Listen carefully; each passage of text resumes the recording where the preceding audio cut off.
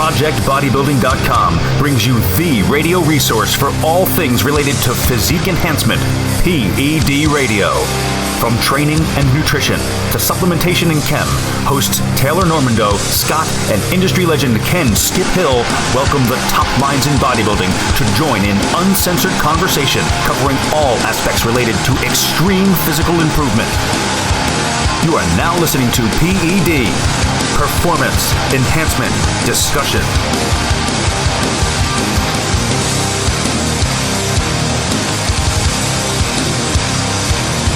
Welcome back, everybody, to the new and improved PED Radio, Performance Enhancement Discussion. I am your host, Taylor Normando.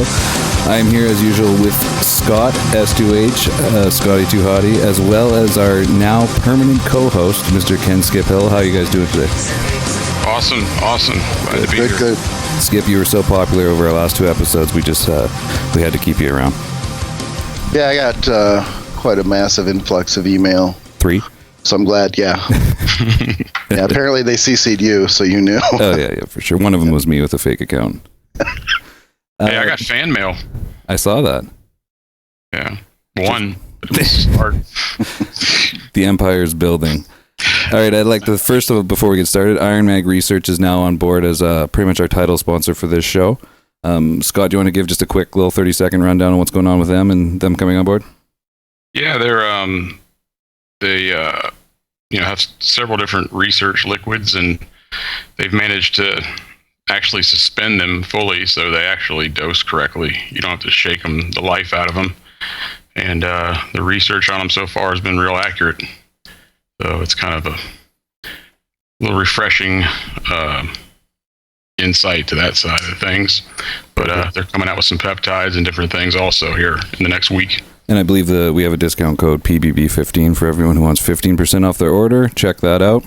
All right. With no further ado, we'd like to welcome our first guest on the new PED, the one and only Mountain Dog, John Meadows. John, thank you very much for coming on, being a part of Project Bodybuilding. How are you feeling?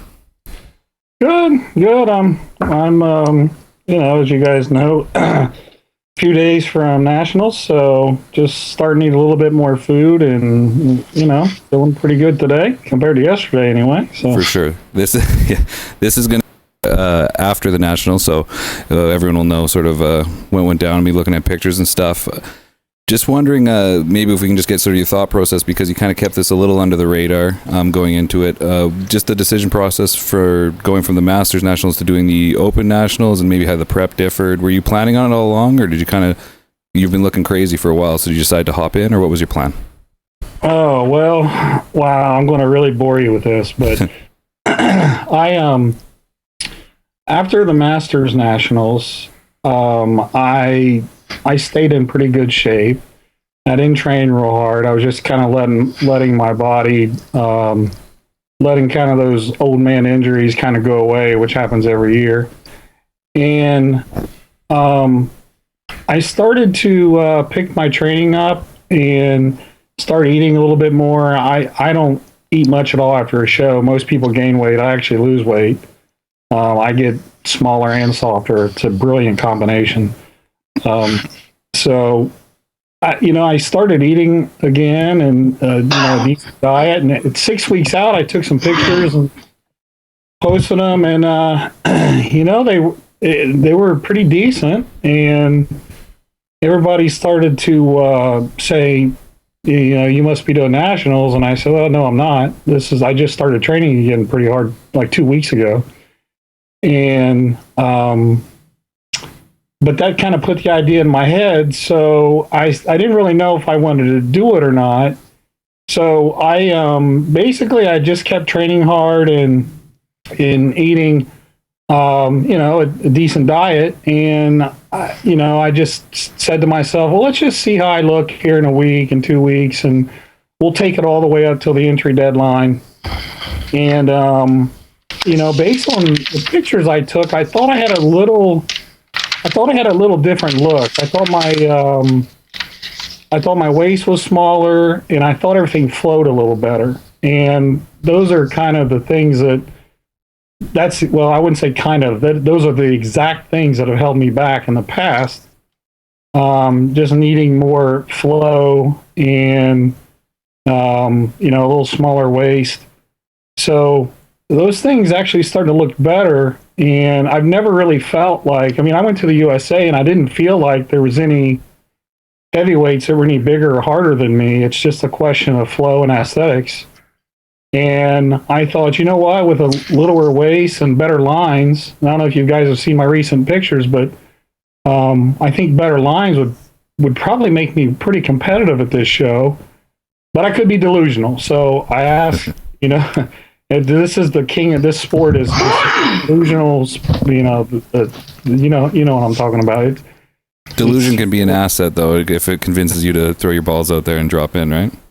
Yeah, it could be good or bad. You can end up pleasantly surprised, or it could go the other way. For sure. I definitely noticed a different look in the pictures you were posting. That's why I think all the guesswork and rumors started, just because, you've been pretty much...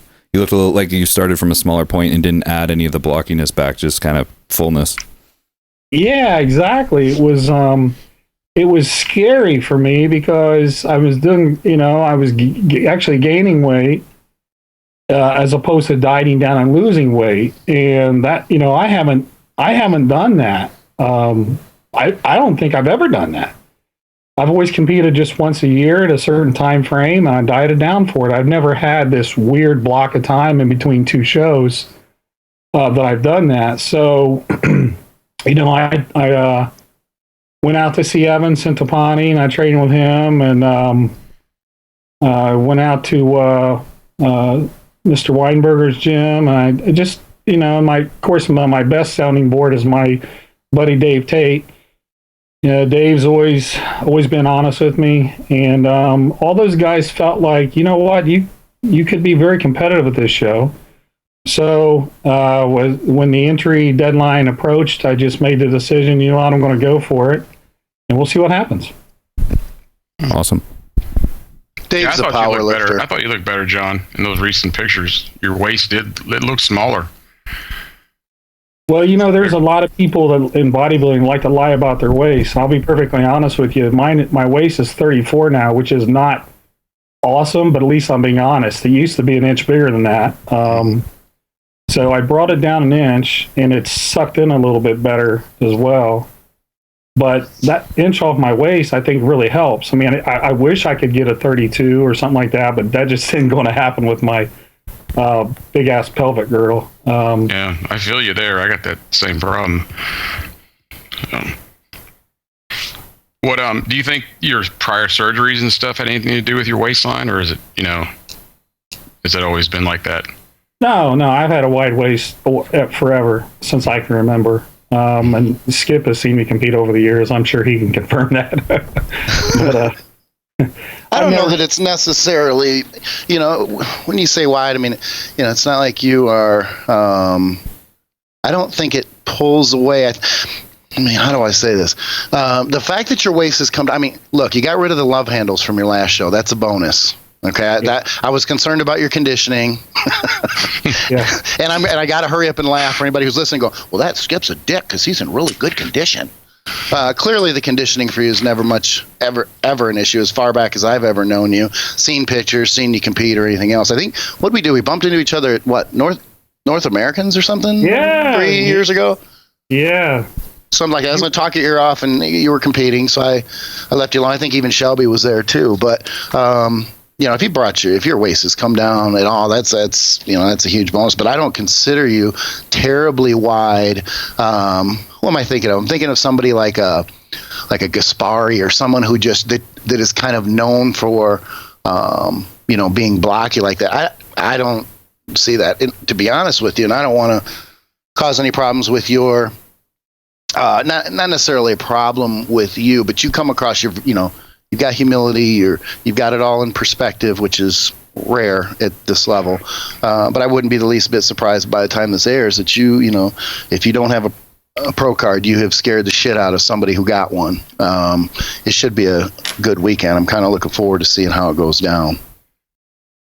Yeah, I appreciate that, man. I know you're much like my friend Dave Tate. You don't just make stuff up. So Well, I wanted to take a shot at him earlier because I was saying he's a power lifter. It's like, what the hell do the power lifters know? But I've got so many of them mad at me already for my articles on Elite. I figured, I better. Dave's a great guy, and clearly he's about as honest as they come. So. Yeah, he was funny this weekend. He said, "Now I'm going to be honest with you. I like you when you're bigger and blockier." So, some people like the freak show, right? Yeah, but yeah, he's a good guy, man. I try to, there's people like Dave and Skip. There's not many people like that in the industry, and I've been competing for 29 years, and when you meet people like that that are actually honest and there's no ulterior motive, it's pretty refreshing. The sport is there's certainly some good people in it, but I mean, there's just it's disappointing in so many ways. And I've just stayed in the sport because I love bodybuilding, but some of the things that go on with the sport I'm not trying to be goody. I'm just saying sometimes I'm embarrassed to be a part of it. But my point is I really appreciate honest people, and I try to surround myself with them, and because it's very easy to get delusional, as I mentioned earlier. So it's always good to kind of stay grounded and be realistic, and so we'll see. Perfect. We're all excited.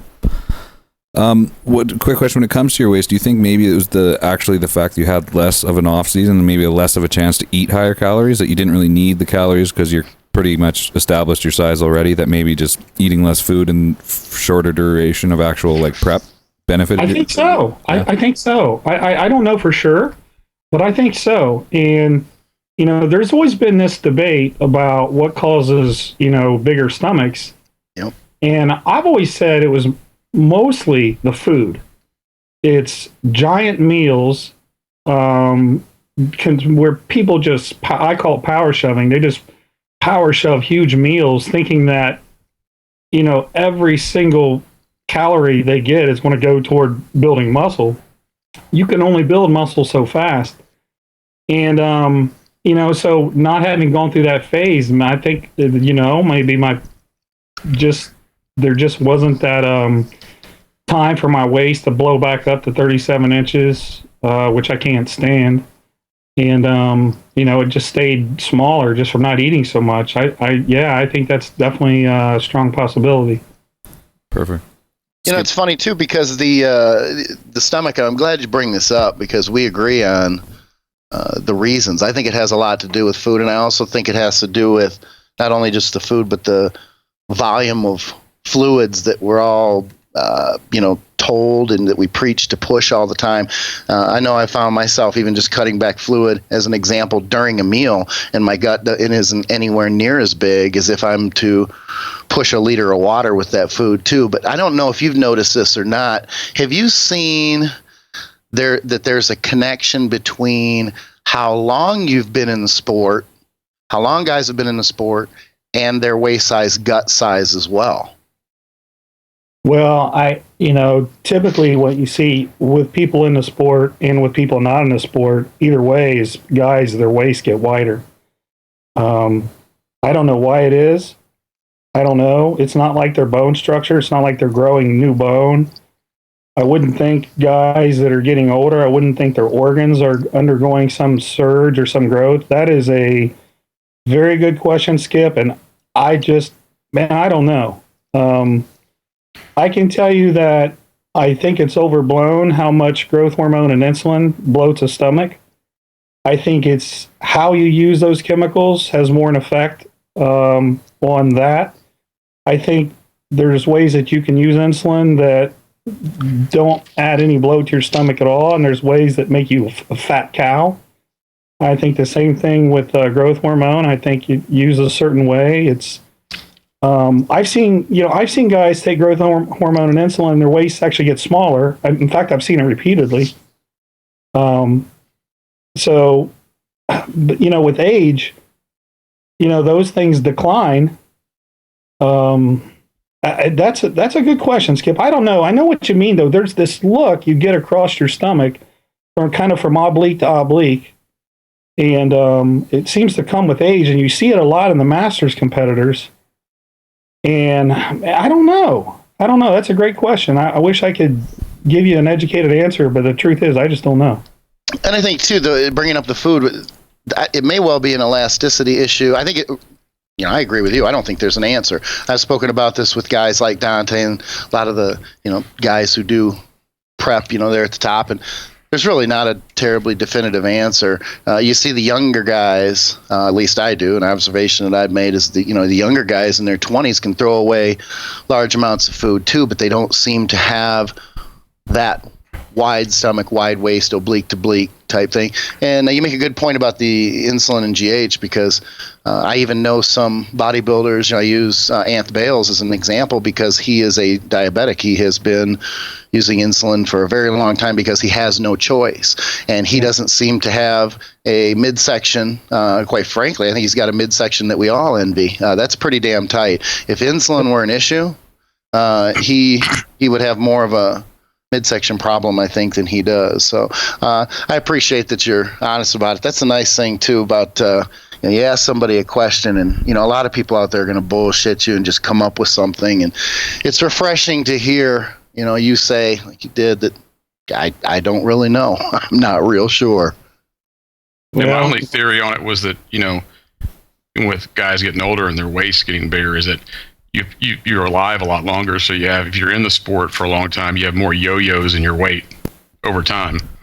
That might lead to it. I think there's an argument with the elasticity of the stomach itself. I think that it's very possible. I know I can turtle shell. I can be lean and have veins and come off and I can put down some serious food and look pregnant, and that has to have some relationship with the elasticity of the stomach, the actual stomach itself, I would think.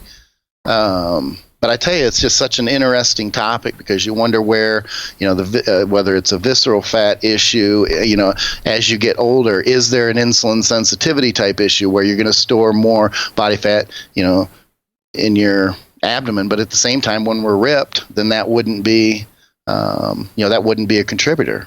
So, yeah, that's a good point. John, do you think when you were speaking, you've seen people get leaner and tighter with insulin and GH? Do you think a lot of people just go the opposite and they just take whatever and they kind of follow the 15 grams of like they just stuff food down to cover the insulin and without any kind of precision, and that's the big problem? Well, I'm one of the some days I feel like I'm one of the last of the Mohicans in believing in nutrient timing. Yeah. But I think it's basic physiology personally that you really can't argue. In terms of insulin sensitivity, we know that mechanical stress, training really hard, causes selective sensitivity in muscle cells.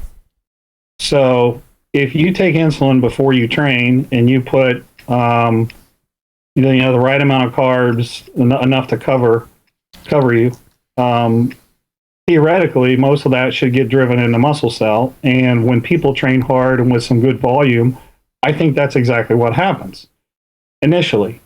But then you have people that think, I'm going to take it in the morning. In the morning, you're real insulin sensitive because you fasted, you haven't eaten overnight. Well, your fat cells are insulin sensitive too in the morning. So there's no real, there's not that preferential dump in your muscle cells. So you're kind of feeding your fat cells too. And so these guys, the guys that I see getting really fat are the guys that are doing it at times not around training, or they take insulin that repeaks. They take Humulin R or whatever it is they're taking, it repeaks. So they cover their basis for the first peak, and then it peaks again, and they got to eat a bunch of sugary shit again, cover it, and next thing you know, you've had 300 or 400 grams of pure crap. Yeah. And you're bloated, and you could probably make an argument that visceral fat can accumulate just from all the crap that you're eating. And then insulin over time, it doesn't really matter what you do, your body adjusts to it to a degree. Your muscle cells actually make less glucose transporters, GLUT4, and insulin receptors on your cell membranes just don't work as efficiently. And I think people just, what they felt with 10 units of insulin, all of a sudden they can't feel anymore. So then they got to take 20, then they got to take 30. And then it's kind of like, okay, well, this isn't even really doing anything anymore. So I think there's some good science behind using insulin correct, but I don't see too many people doing it that way. But that's just my thoughts on it. Just a quick question there. So say if someone was to use it pretty much like you're saying, intelligently, just pre-workout, when maybe whether that's 5-6 days a week, and then maybe lowering carbs later in the night, do you think they would still get that decrease in sensitivity, or would the doses still have to go up, or would that be enough to usually maintain them keeping the same effects? Everybody's a little different. Yeah. I don't think there's really a set rule. I mean, I've seen guys that have been able to stay pretty sensitive for 6-8 weeks, which I think is a long time.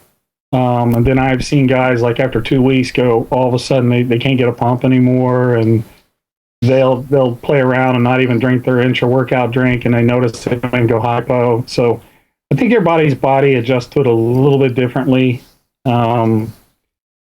If we all had really good insulin sensitivity, we'd all be a lot leaner. So you can't just blanketly assume that everybody's going to use it real well, real efficiently.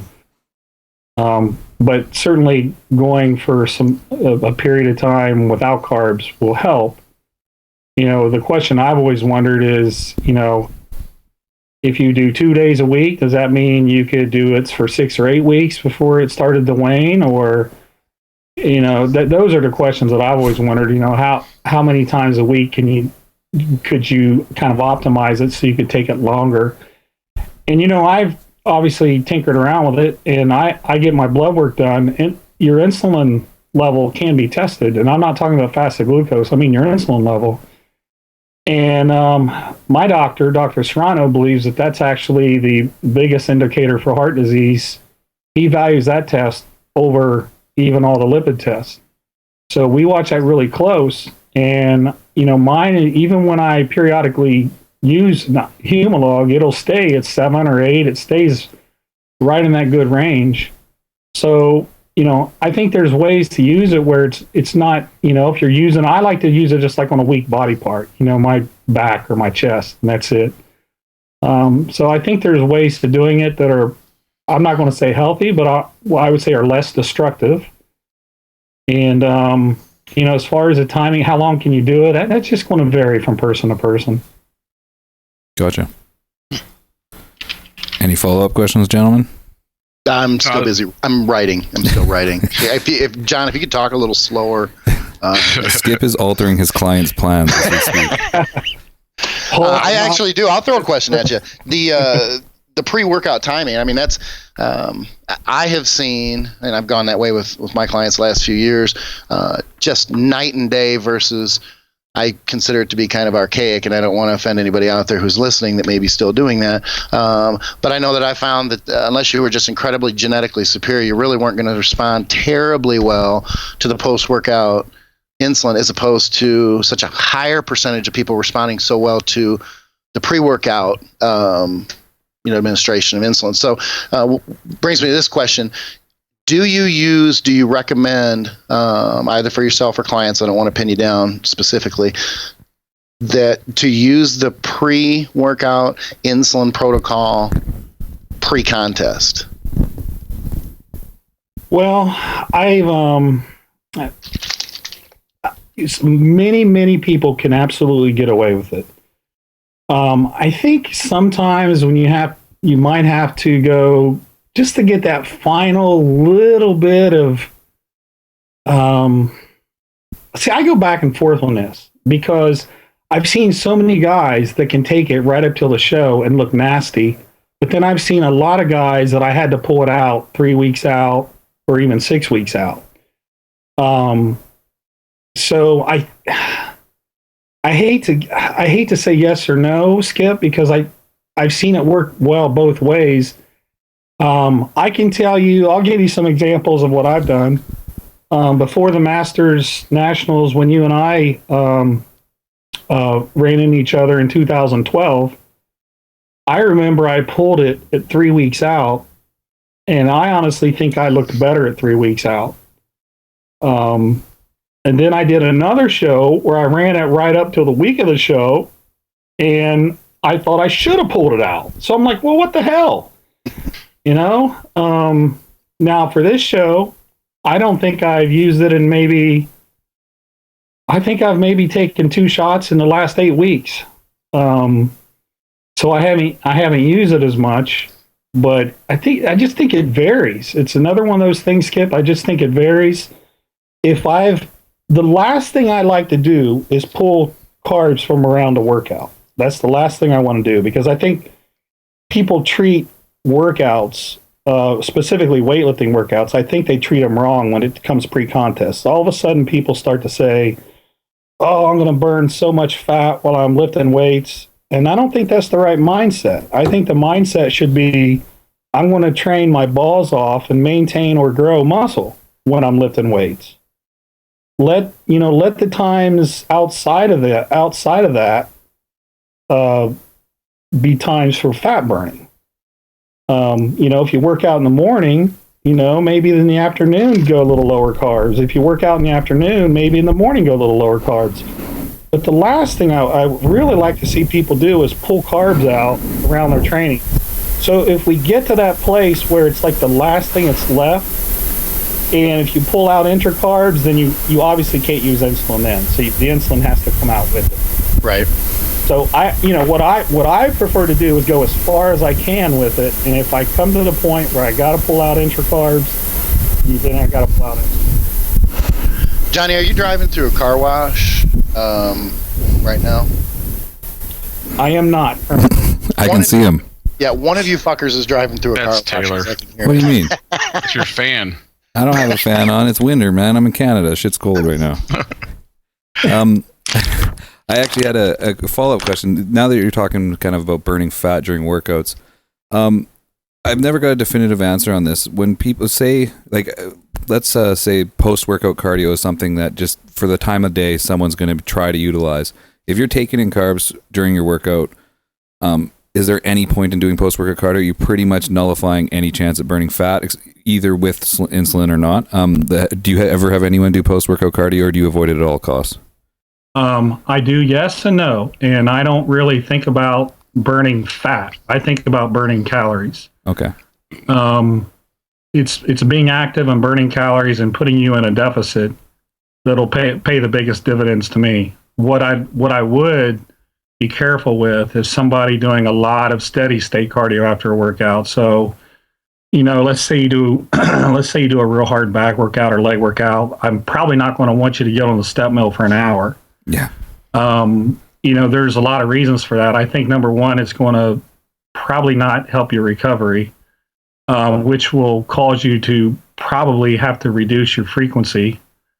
And there's always been that argument, the mTOR versus AMPK, and the steady state cardio increases AMPK. So you're basically just nullifying mTOR that you stimulated during the workout. That's probably debatable. You could do it both ways.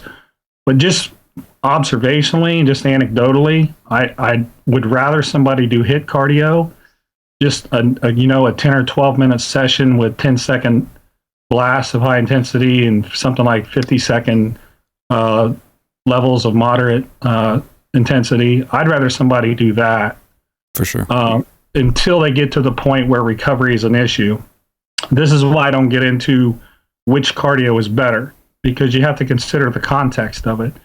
If you're already training 6 or 7 days a week and you're really pushing your recovery to the limits, well, HIIT cardio is also demanding. I mean, it also requires a lot of recuperation, so it can push you a little too far. And in a situation like that, you probably want to use more low intensity cardio.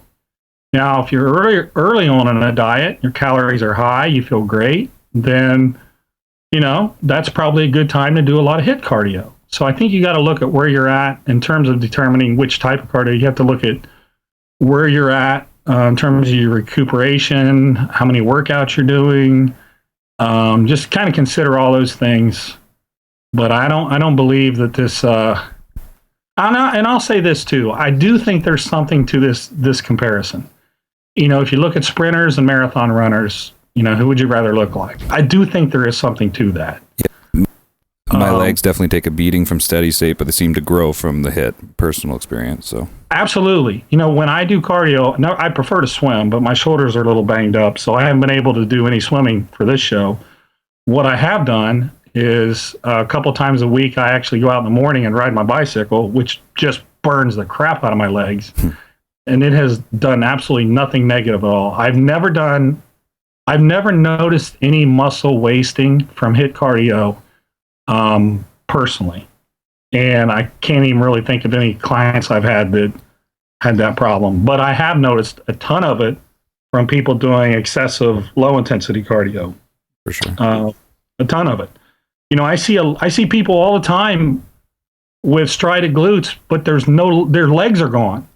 It's like, what good is it to have strided glutes when you have no hamstrings, no quad sweep, no depth to your muscle at all? I just don't get it. It's bodybuilding, not body emaciating. So I'm just not that impressed with these super strided looks if it comes at the cost of losing all your muscle. It's like, what's the point? Now, do you, I agree completely. Would you still have people, let's say that they post-workout cardio is what they're going to do. They're going to do the HIIT. You still have them do that with the intracarbs, or is there any reason that would blunt anything or confuse anything, or you still implement that with some people? Doesn't matter. Okay. I would just look at it again as calorie burning. Perfect. And the other way you can look at it too is if you're dragging ass. Let's say you do your HIIT cardio in the mornings and you're just dragging ass. What are the chances of you being able to put 100% effort into the sprint part of it, as opposed to, let's say you had a little small meal? A small meal. Just something to get some calories in you so you feel good. I personally believe that if you have something in you and you feel a little better, you're going to be able to crank harder and get more out of that session. Mm-hmm. That's just anecdotally speaking, but the quality of the session when you do HIIT is very important. If you're not taking that 10 seconds and going all out and going crazy, I don't think 10 minutes of sitting on a bicycle is really going to do a whole lot for you. I think all the physiological changes that occur that are really beneficial are happening when you go balls out for that 10 seconds. And if you're so dead you can't do it, then what's the point? Absolutely, yeah. What do you guys think? No, I was thinking the same. I always thought the same thing. It's just putting yourself in a calorie deficit. And I recently just had somebody ask me about cardio and stuff, and I told them, hey, they should do sprints, and they were like, well, if you run, your legs are going to get small. And my point was the same thing John said. How many sprinters have small legs? Yeah. He's like, oh, yeah, you got a good point. So, hence he's doing sprints now. Yeah, I just made the switch a few months, like the last 2 months, and I've had really good success with it because my legs disappear. They're a weak body part for me, so they vanish as soon as I start doing the long sessions, which sucks. I know some people who have like great legs who can probably do it for 2 hours, but for people like me, they just kind of thin out real fast. I think he makes a good, Johnny makes a good point about the HIIT. It's something I've looked into for the last few months. I've never been a big fan of HIIT. Not necessarily because I tried it and liked it and it didn't work very well, but more on paper, the recovery issue, still trying to train legs, things like that. The shorter duration HIIT, I think, has a pretty good argument that it's not going to be an issue with recovery and that sort of thing. But there are variables, much like John is saying, that if you're doing long term, I'm not a big long term, a lot of cardio kind of guy. I've always said do as little cardio as you need to get the job done. And the variables that John's talking about too. Another big one is what they do for their lifestyle, what they do for a job. An ER nurse that's running around all day for 12-hour shifts probably isn't going to do very well with the lower intensity steady state either, because that's basically what they're doing 12 hours a day. So I agree. I think there are a lot of factors, a lot of variables, but I know I have looked into HIIT more, if I'm going to admit it publicly, over the last 3 or 4 months, and I think there's a good argument there. For sure. Yeah, you can get in and get out faster too. like I said, people have jobs and lives and families, and They do? sometimes you don't have an hour to. Yeah, other people. Yeah, do. some of us have jobs. Sometimes you got to be able to get it over with faster. For sure. Awesome. All right, we got a few topics we're going to dive in here. I assume pretty much everyone who's going to be listening to this is relatively aware with the mountain dog training and probably watched some of your YouTube videos. I was just wondering, because it's been a few years now since it kind of took off with your original programs that were posted all over. I was just wondering what sort of changed in your training, like overall concepts, and if they have in the last few years, kind of an update of things you might have learned that maybe 2 or 3 years ago when you launched your site that you're pretty adamant on that you've kind of changed position on, or just training new information. Oh man, I've changed positions on a lot of things. I will tell you that I spent most of my life training 4 days a week and sore 7 days a week. And if you would have asked me in 2011 when I started my website, if you would have said, how do you judge the quality of a workout? My dumb ass probably would have said, it depends on how sore you are. You need to be really, really sore. And I didn't believe that somebody training really hard could train more than 4 or maybe 5 days a week. Now, I got all the way to the national level training like that, and I was in the top 5 at the USA. But here's the thing about bodybuilding, and here's what you got to be careful of when you take advice from people. Chemicals camouflage poor training and poor nutrition. People will still get results no matter how bad their training is or how bad their nutrition is if they use a lot of chemicals and they're very gifted genetically. So you have a lot of people saying, well, I do this and it works great for me.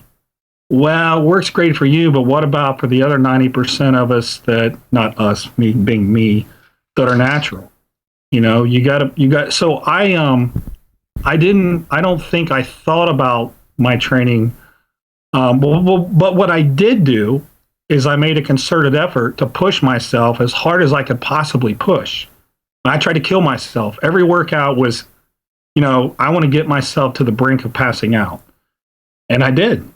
I did okay. But then this concept of recovery came along. And, at the time, I remember I used to be sponsored by a company that they were called Premier Research and Development. I don't know if you guys were around back then in the 90s, but they made this stuff called glutathione and nitrosine, branched chain amino acids and essential amino acids.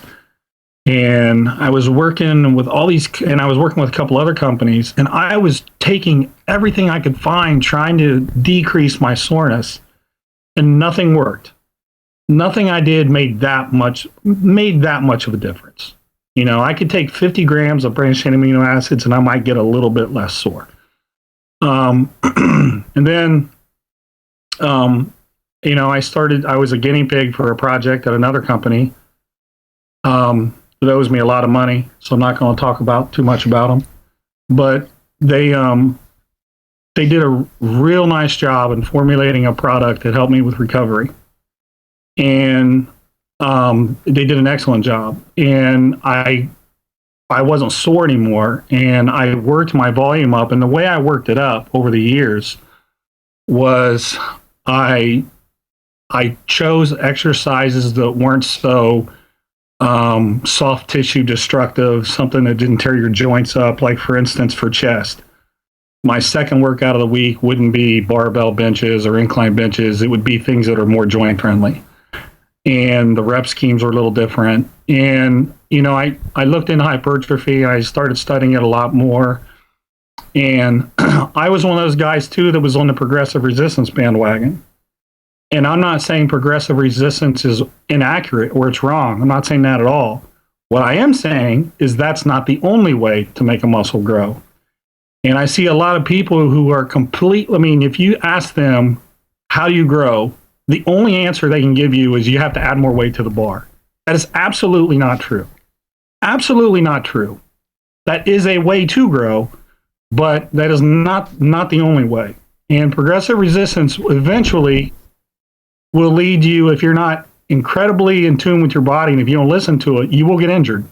You can only add weight to the bench press for so long before you're going to get injured. And if you could add 5 pounds to your bench every week, then there'd be 100,000 of us. Skip and I would probably bench 2,000 pounds by now, as old as we are.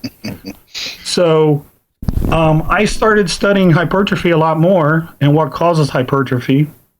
And I started incorporating a lot more techniques that what I try to do is maximize everything I could for hypertrophy. So progressive resistance was included. Things that caused a lot of cellular swelling, aka the pump, was included.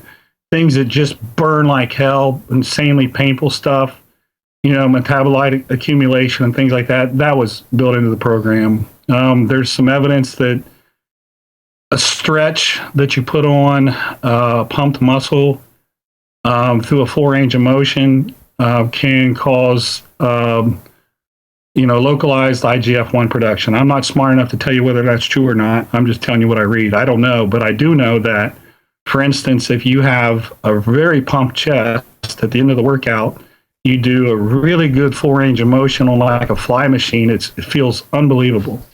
Or if your hamstrings are really pumped and you do stiff-legged deadlifts with a good range of motion at the end of your workout, it works really well.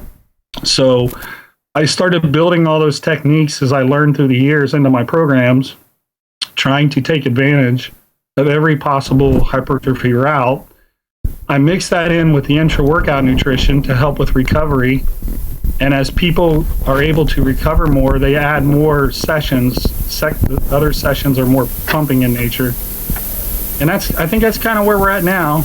I'm always studying. Every program I write, I try to improve it somehow. And I'm always writing new programs. I'm on my 19th one right now, actually. So I think that's a little snippet there where I'm at. Awesome. Yeah, I think everyone, no one can really deny the fact that you've added a shit ton of muscle in the last few years since doing that either. And I haven't been sore. I haven't been sore in years. Yeah. If you would have asked me 3 years ago, if you would have said, John, you're not going to be sore the next 3 years, how are you going to look? I would have said, oh man, I'll be a lot smaller than I am now. Iron Mag Research provides top-of-the-line liquid research chemicals. All chemicals have been verified using mass spectrometry, HPLC testing, and COAs. All IMR research chemicals are clean and pure. There are several things you can count on when you order from Iron Mag Research. Iron Mag Research does not sell any product until we review the testing reports on every single batch. No hit or miss research. We guarantee the highest purity every time. These are the absolute finest research chemicals, period. Products are all in large 60 milliliter glass sealed bottles with a dropper. Products are shipped USPS priority mail. Guaranteed rush shipping is available for a small fee. Iron Mag Research ships to the USA, Canada, Australia, and New Zealand. Expert customer support is available 7 days a week. You can expect the highest quality and most reliable research chemicals with superb customer service from Iron Mag Research. When you order, use the coupon code PBB15 and get 15% off your order. That's PBB15 and get 15% off. Visit us online at ironmagresearch.com.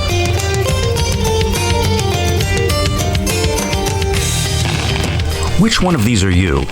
The gullible, uninformed gym goer who gets hypnotized by $12,000 supplement ads with flashy made-up scientific terms created by a sales and marketing team?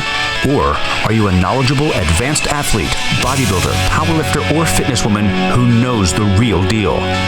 Well, let me tell you about fitness and bodybuilding's dirty little secret, TrueNutrition.com. For people who know what's really going on, skip the retail sales team and go right to the manufacturer at TrueNutrition.com. TrueNutrition.com cuts out the middleman and is not only a source, but is also the manufacturer of raw ingredients for bodybuilding and fitness. At TrueNutrition.com, you can customize your own proteins, carbs, and fats.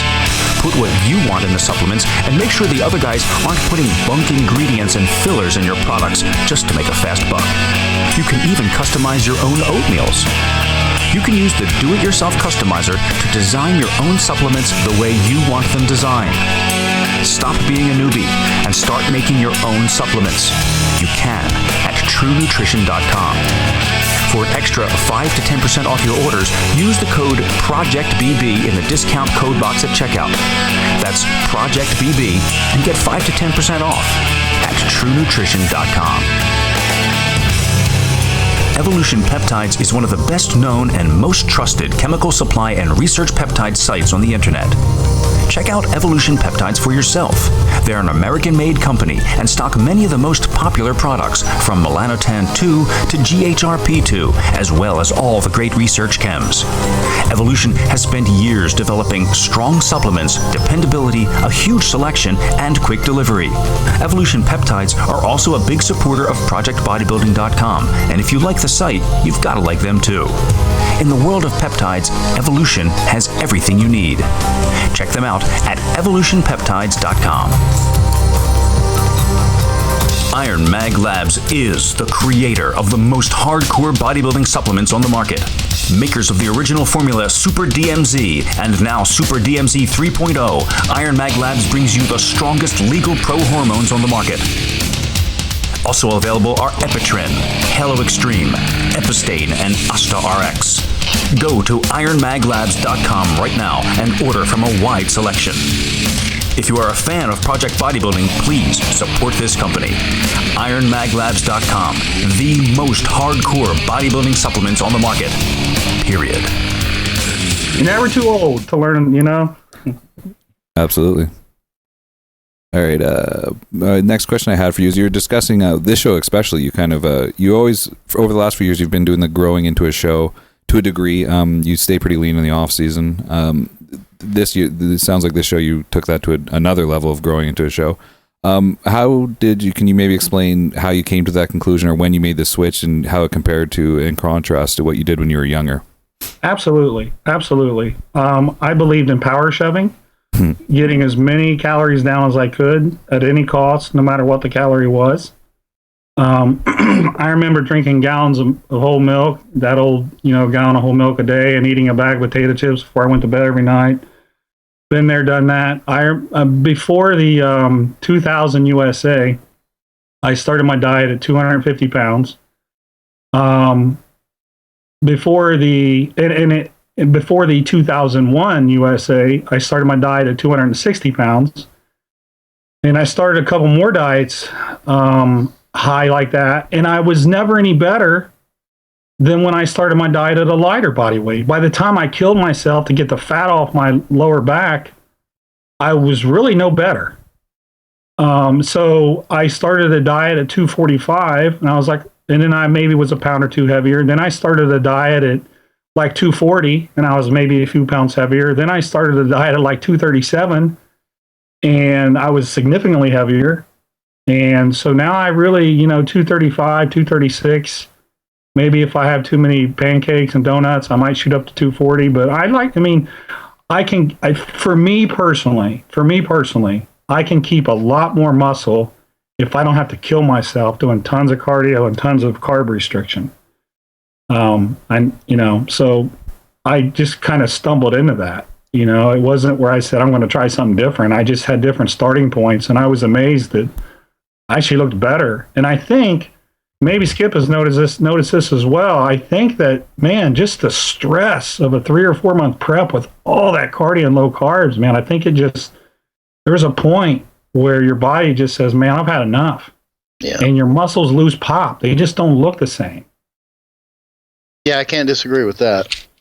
Sounds like it was a gradual thing. Then it wasn't like hey, let's try a different off season. You just kind of chipped away differently over years. Yeah, it was a gradual thing. It was like every year, the lighter I started, the better I looked at the end. So, I had one year where I started my diet at 232 and I competed at 226. I think I want to say that was 2 years ago at Masters, 2013. Do you notice when you do that like your training intensity maintains all the way to the end? Did you notice back when you used to do the other way that your training would kind of start to taper off towards the end and you didn't? Oh yeah, and I would lose all my strength. I remember I was a pretty good incline bencher, respectable. I remember back when I was younger, I could do 315 for like 10.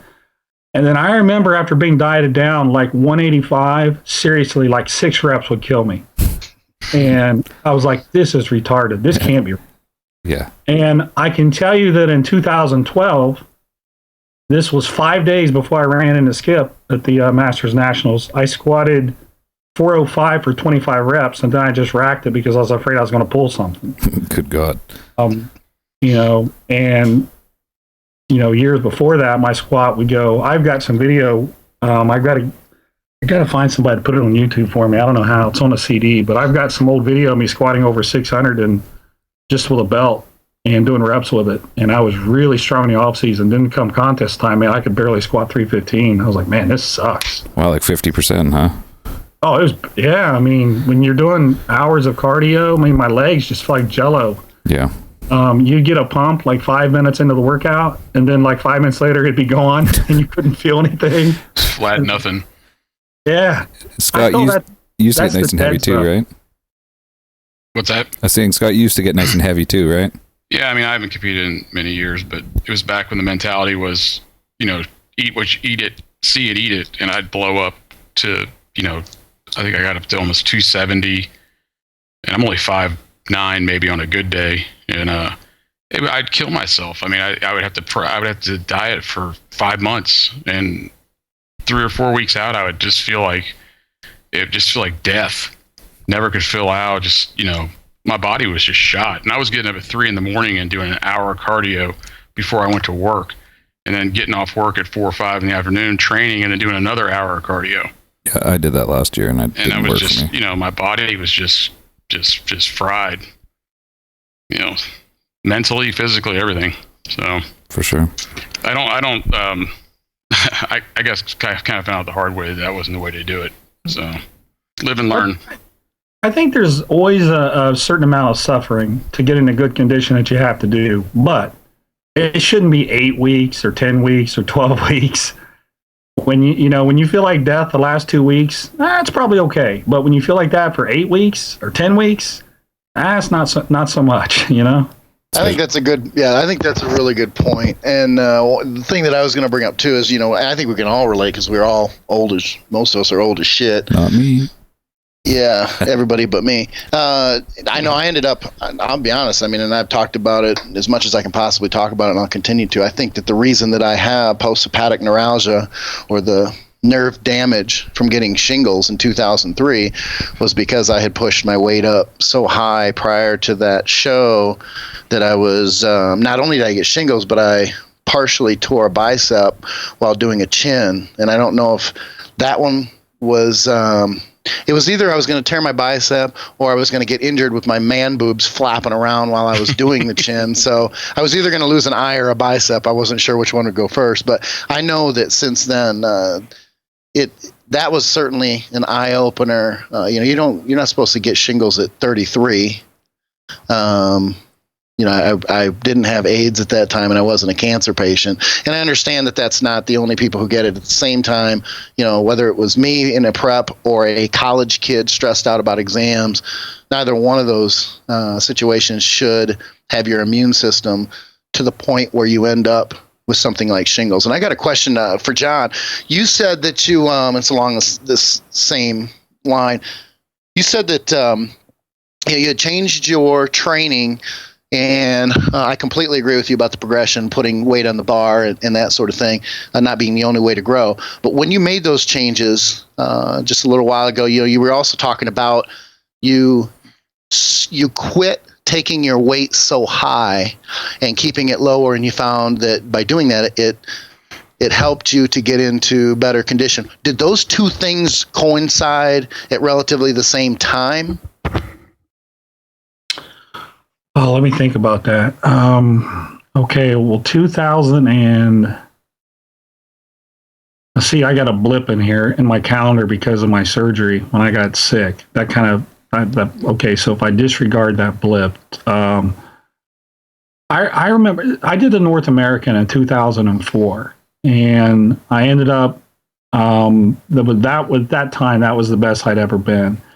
And I started that diet at the lowest I had been since 1999. And that was probably my first inclination. But the training stuff, I would say that's happened since those changes have been over the last, I would say, 3 to 4 years. And I'll tell you, man, mentally, it's still hard for me because I always loved to squat heavy. And there's some things that I just enjoyed doing heavy. And some of the stuff I can't do it anymore, or I can, but I got to look at, kind of the cost versus benefit ratio, and be really, really careful. My lower back gets inflamed pretty easy these days if I get a little too crazy. And I can squat.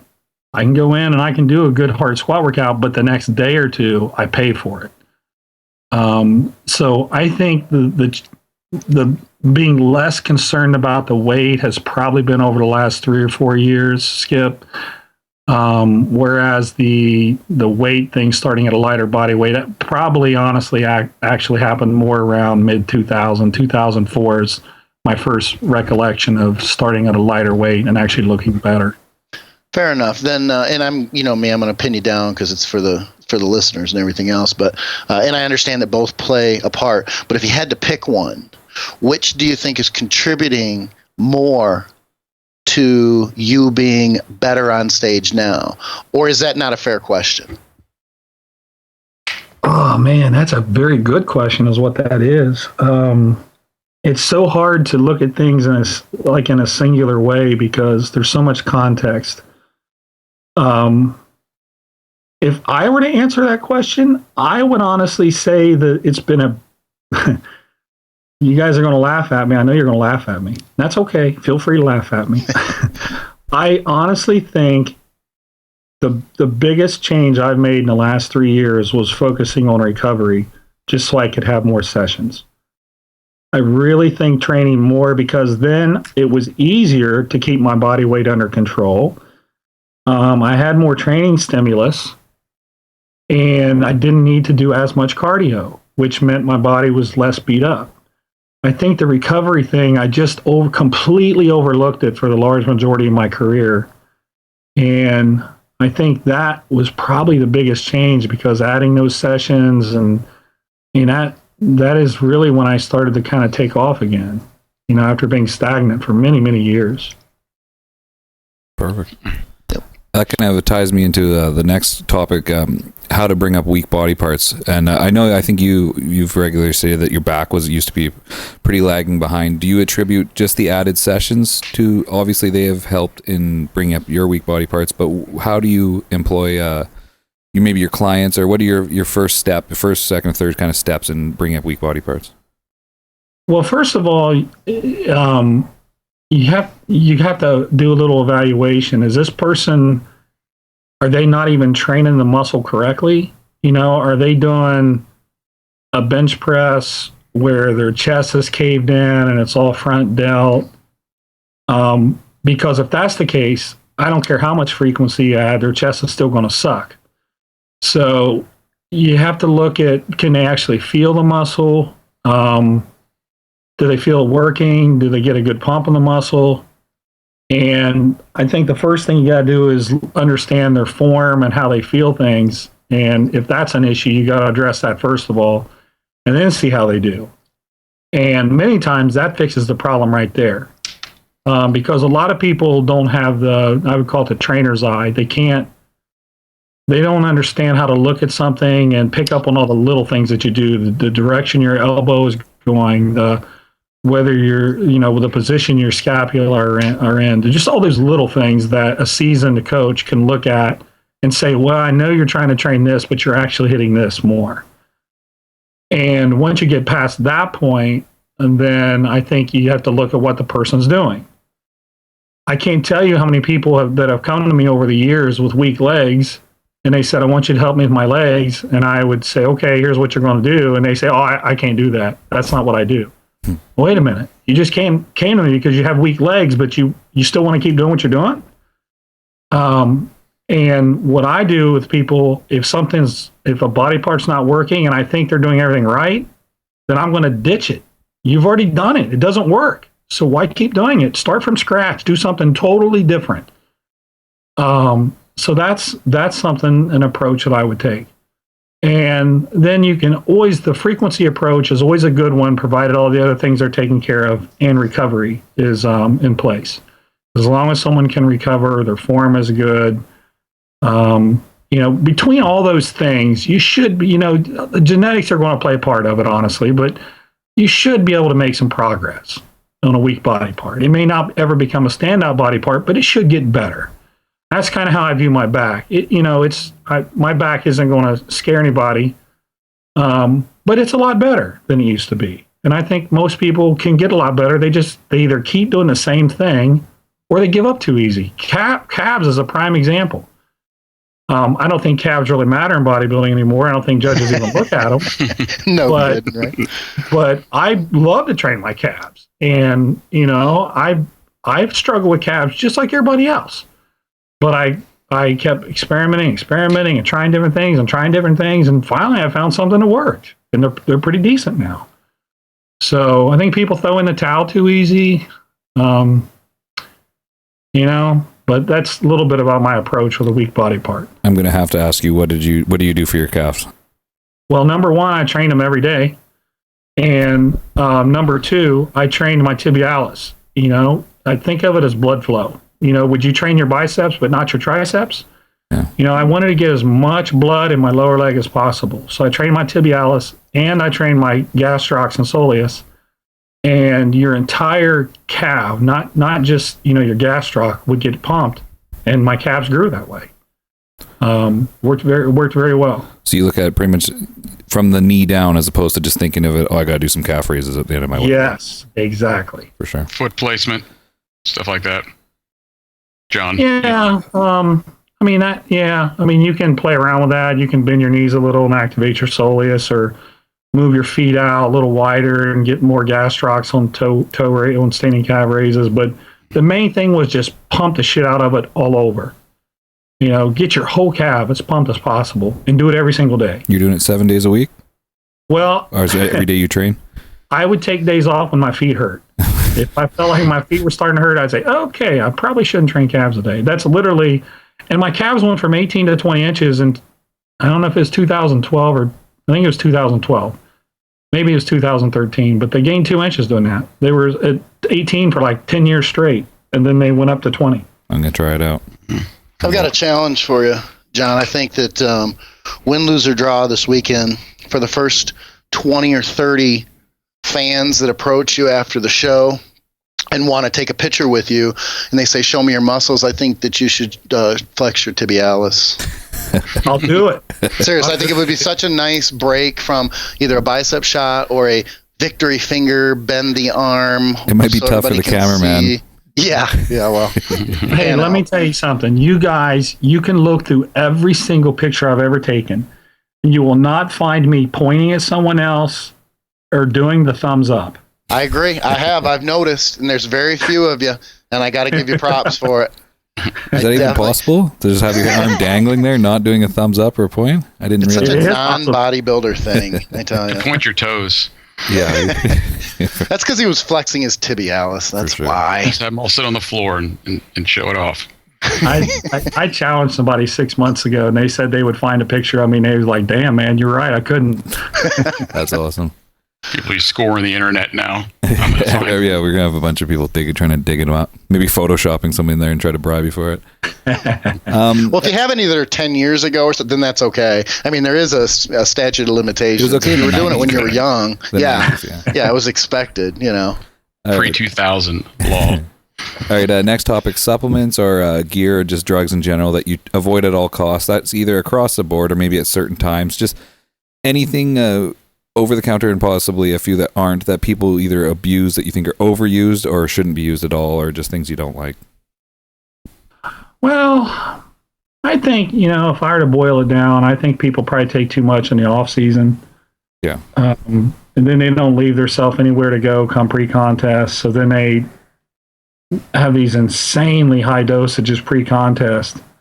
And I'll tell you this, and a lot of people will disagree with me on this, but I believe that you should take the least amount you can take during an off-season protocol that allows you to still grow. And if you can do that, and believe me, you can, it's very easy to do, it leaves you some room to raise things up a little bit pre-contest, and you'll get a much better effect than people that are just jamming shit year-round. Especially if you combine it with the type of pre-contest that you prefer to do with less cardio and less demanding, right? Because then there's more room to just blow up. Yeah, you're getting more out of it, exactly. But, and I also think people just get too complex with this shit. Yeah. If you can't grow off test, growth, and insulin, give it up. For sure. This is the wrong sport for you. If it takes more than those 3 items for you to grow, you're in the wrong sport. That's just my opinion. I see people in the off season taking Winstrol and D-ball and test and DECA and EQ all at once. And I'm like, what the hell are you going to do pre-contest? Well, I'll add in some Halo and I'll add in some Anavar. Masteronic, et cetera, et cetera. But the thing is if you just try, you're eating more calories, you're probably getting more rest. I don't train 6-7 days a week all year round. You're probably getting more rest. You can grow off much, much lower dosages. Than you please repeat that. Repeat it 5 times over. I'd love for you to expound on this, because this is a really hard sell to clients and to people. And it doesn't matter if I'm on, intense muscle, or if I professional muscle, you can forget about it. A lot of these guys who are big on, and most guys are, big on the drugs, you can't grow without them. It is a really hard sell to convince someone that calories are equally, if not more important than compounds in the off season. Yeah, I couldn't agree more, dude. I don't argue with people like that. I don't care what they think. I'm more interested in people who have an open mind that want to listen, because I know it works. When you see something work with hundreds upon hundreds upon hundreds of people, I don't care about the people who challenge me and say they disagree. Oh, that's fine. Do what you want to do. I really don't care. I'm going to work with other people who are willing to try it, and then they're always like, man, 300 mgs a test and 4 units of growth, and I'm growing. I didn't think this was possible. Yeah, it is possible. You're eating. Yeah. You're in a caloric surplus. You're getting more recovery. There's less stress. You're not taking a shitload of fat burners, and your cortisol levels aren't through the roof. Your adrenal glands aren't sapped. Your body's primed. You don't need all that shit. Your blood stays healthy. The argument a lot of times is, and I'm sure you've heard it, well, if I can grow on this food this well, though, in this small amount of gear, I think we can all predict what's coming next, then if I take more gear, I can grow more. So it is. And I completely agree with you. Pass on them. You can't, you're not going to be able to sell everybody on that process. Maybe they'll come to it later. I get that. It's a bitch. It's good to hear you say that. I think the main point that you mentioned in the beginning of the interview is that you can only grow so fast. So if you're taking what you mentioned, a lower approach, and you're growing, are you really going to grow 3 times? Muscle can only develop so fast. So if you're taking 3 times as much, you're not going to grow 3 times as fast. As long as you're pushed and the light's green, right? Well, I mean, if it was just a matter of doses, then all of us work out at gyms and train with guys that take 10 times more than we do, and they don't even look like they work out. Yeah, sometimes for their first cycle. Yeah, I mean, I've had people come to me that, work with various coaches, and their first cycle was 1,500 mgs a test. And they're like, well, what do you think about that for the test dose? And I said, well, I can tell you that I've never done that much in my entire life. They're like, really? Really? I'm like, yeah, I've never done that much in my entire life. But it's one of those things where it's kind of like the intra-workout nutrition. I understand where people don't believe in it because there's been so many bullshit products. I understand where they're coming from because it's a hard concept. So I don't get mad at them. I understand where they're coming from. It's just have an open mind and try what Skip and I are saying. Just try it. And usually if people will listen, they're like, man, you were right. Now, every once in a while, you'll get somebody that has just totally jacked up their body and pretty much shut it off. But just generally speaking, most people will do really well, and it's just a matter of them being willing to try it. So for sure. Any let's see, like OTC supplements that you think are used? Like, I know the ones that you really do, utilize a lot with your intro stuff. Are there any that you find are just a waste of money that people could save a couple bucks on? Oh, most of the stuff out there, I would say. I look for something that, the tricky thing with supplements is some supplements are good for your health, but you don't feel them. And people equate results with feeling something. Well, when I take niacin, I feel it, but is it doing something really, really good for my health? I don't know. Maybe it is, maybe it isn't. I mean, you could do the whole cholesterol conversation, but if you take a little beta-alanine and you get little tingles, you can feel it. There are some studies. I met one of the original guys that worked with beta-alanine from England. It shows promise, but does it? The question is, how much is this stuff really going to help? And I think a lot of the stuff helps a little, but when you're in this game, you expect to kind of be able to feel stuff more and have a really noticeable effect. And the other thing is most of the time you can't tell anyway, because you're taking so much shit, so many different things, you can't tell anyway. So the only way to truly know is to add like literally one variable at a time and control the variables the way a good scientist would control them. Now, having said that, health supplements, I'm a big believer in alpha lipoic acid. I think it's a good supplement. Whether it's the R version or not, that doesn't matter. You just need more of it if it's not the R version. Can regenerate liver tissue, recycle antioxidants. It's a glucose disposal agent. Those are all very good things. There's some good liver supplements. Liv 52 is probably got as much clinical evidence to back up its effectiveness than anything I've ever come across for your liver. There's things like CoQ10 that definitely have shown a lot of benefit, and there's things too that are like really have come under fire lately, like fish oil. Fish oil has always been a pretty standard supplement for reducing inflammation and all kinds of good things.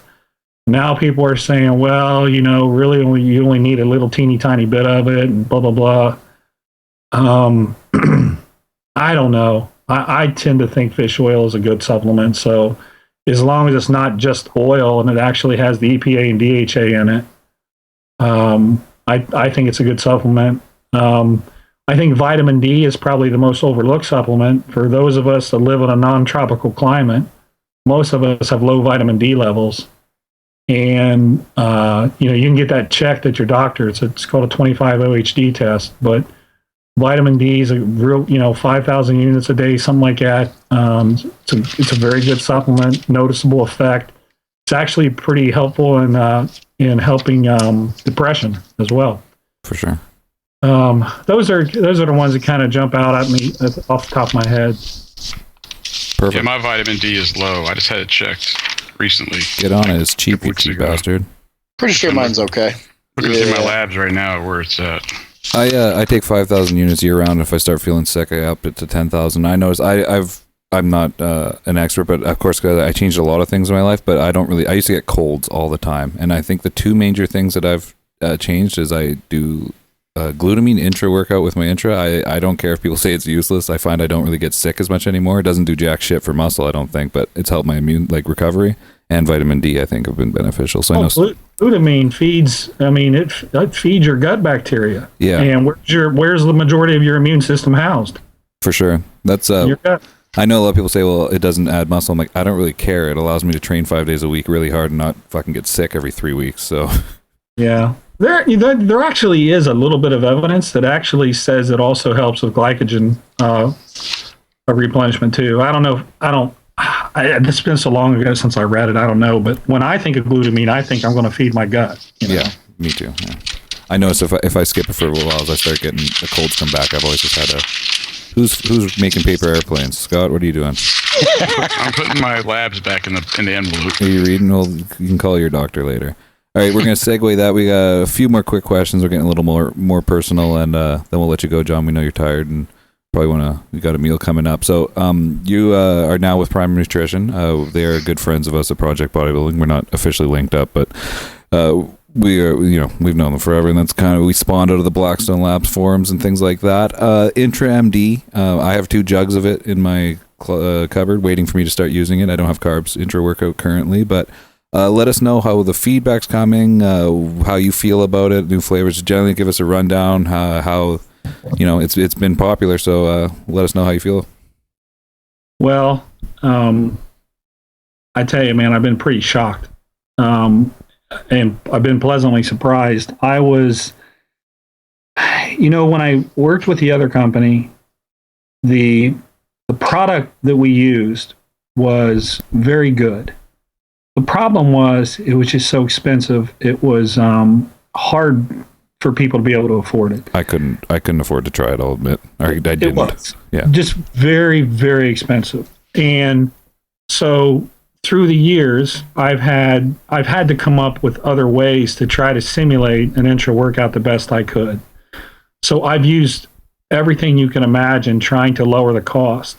One of the things that I did use with many people was essential aminos and glycofuse, branched cyclic dextrin and aminos. And I noticed that those people did great and they saved a lot of money.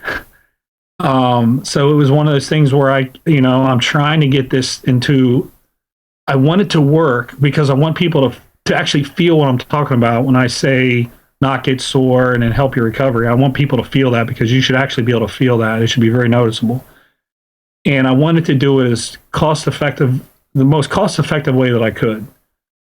But those particular items weren't actually packaged in a product anywhere. So when I came to Prime, I told them that's what I wanted to do.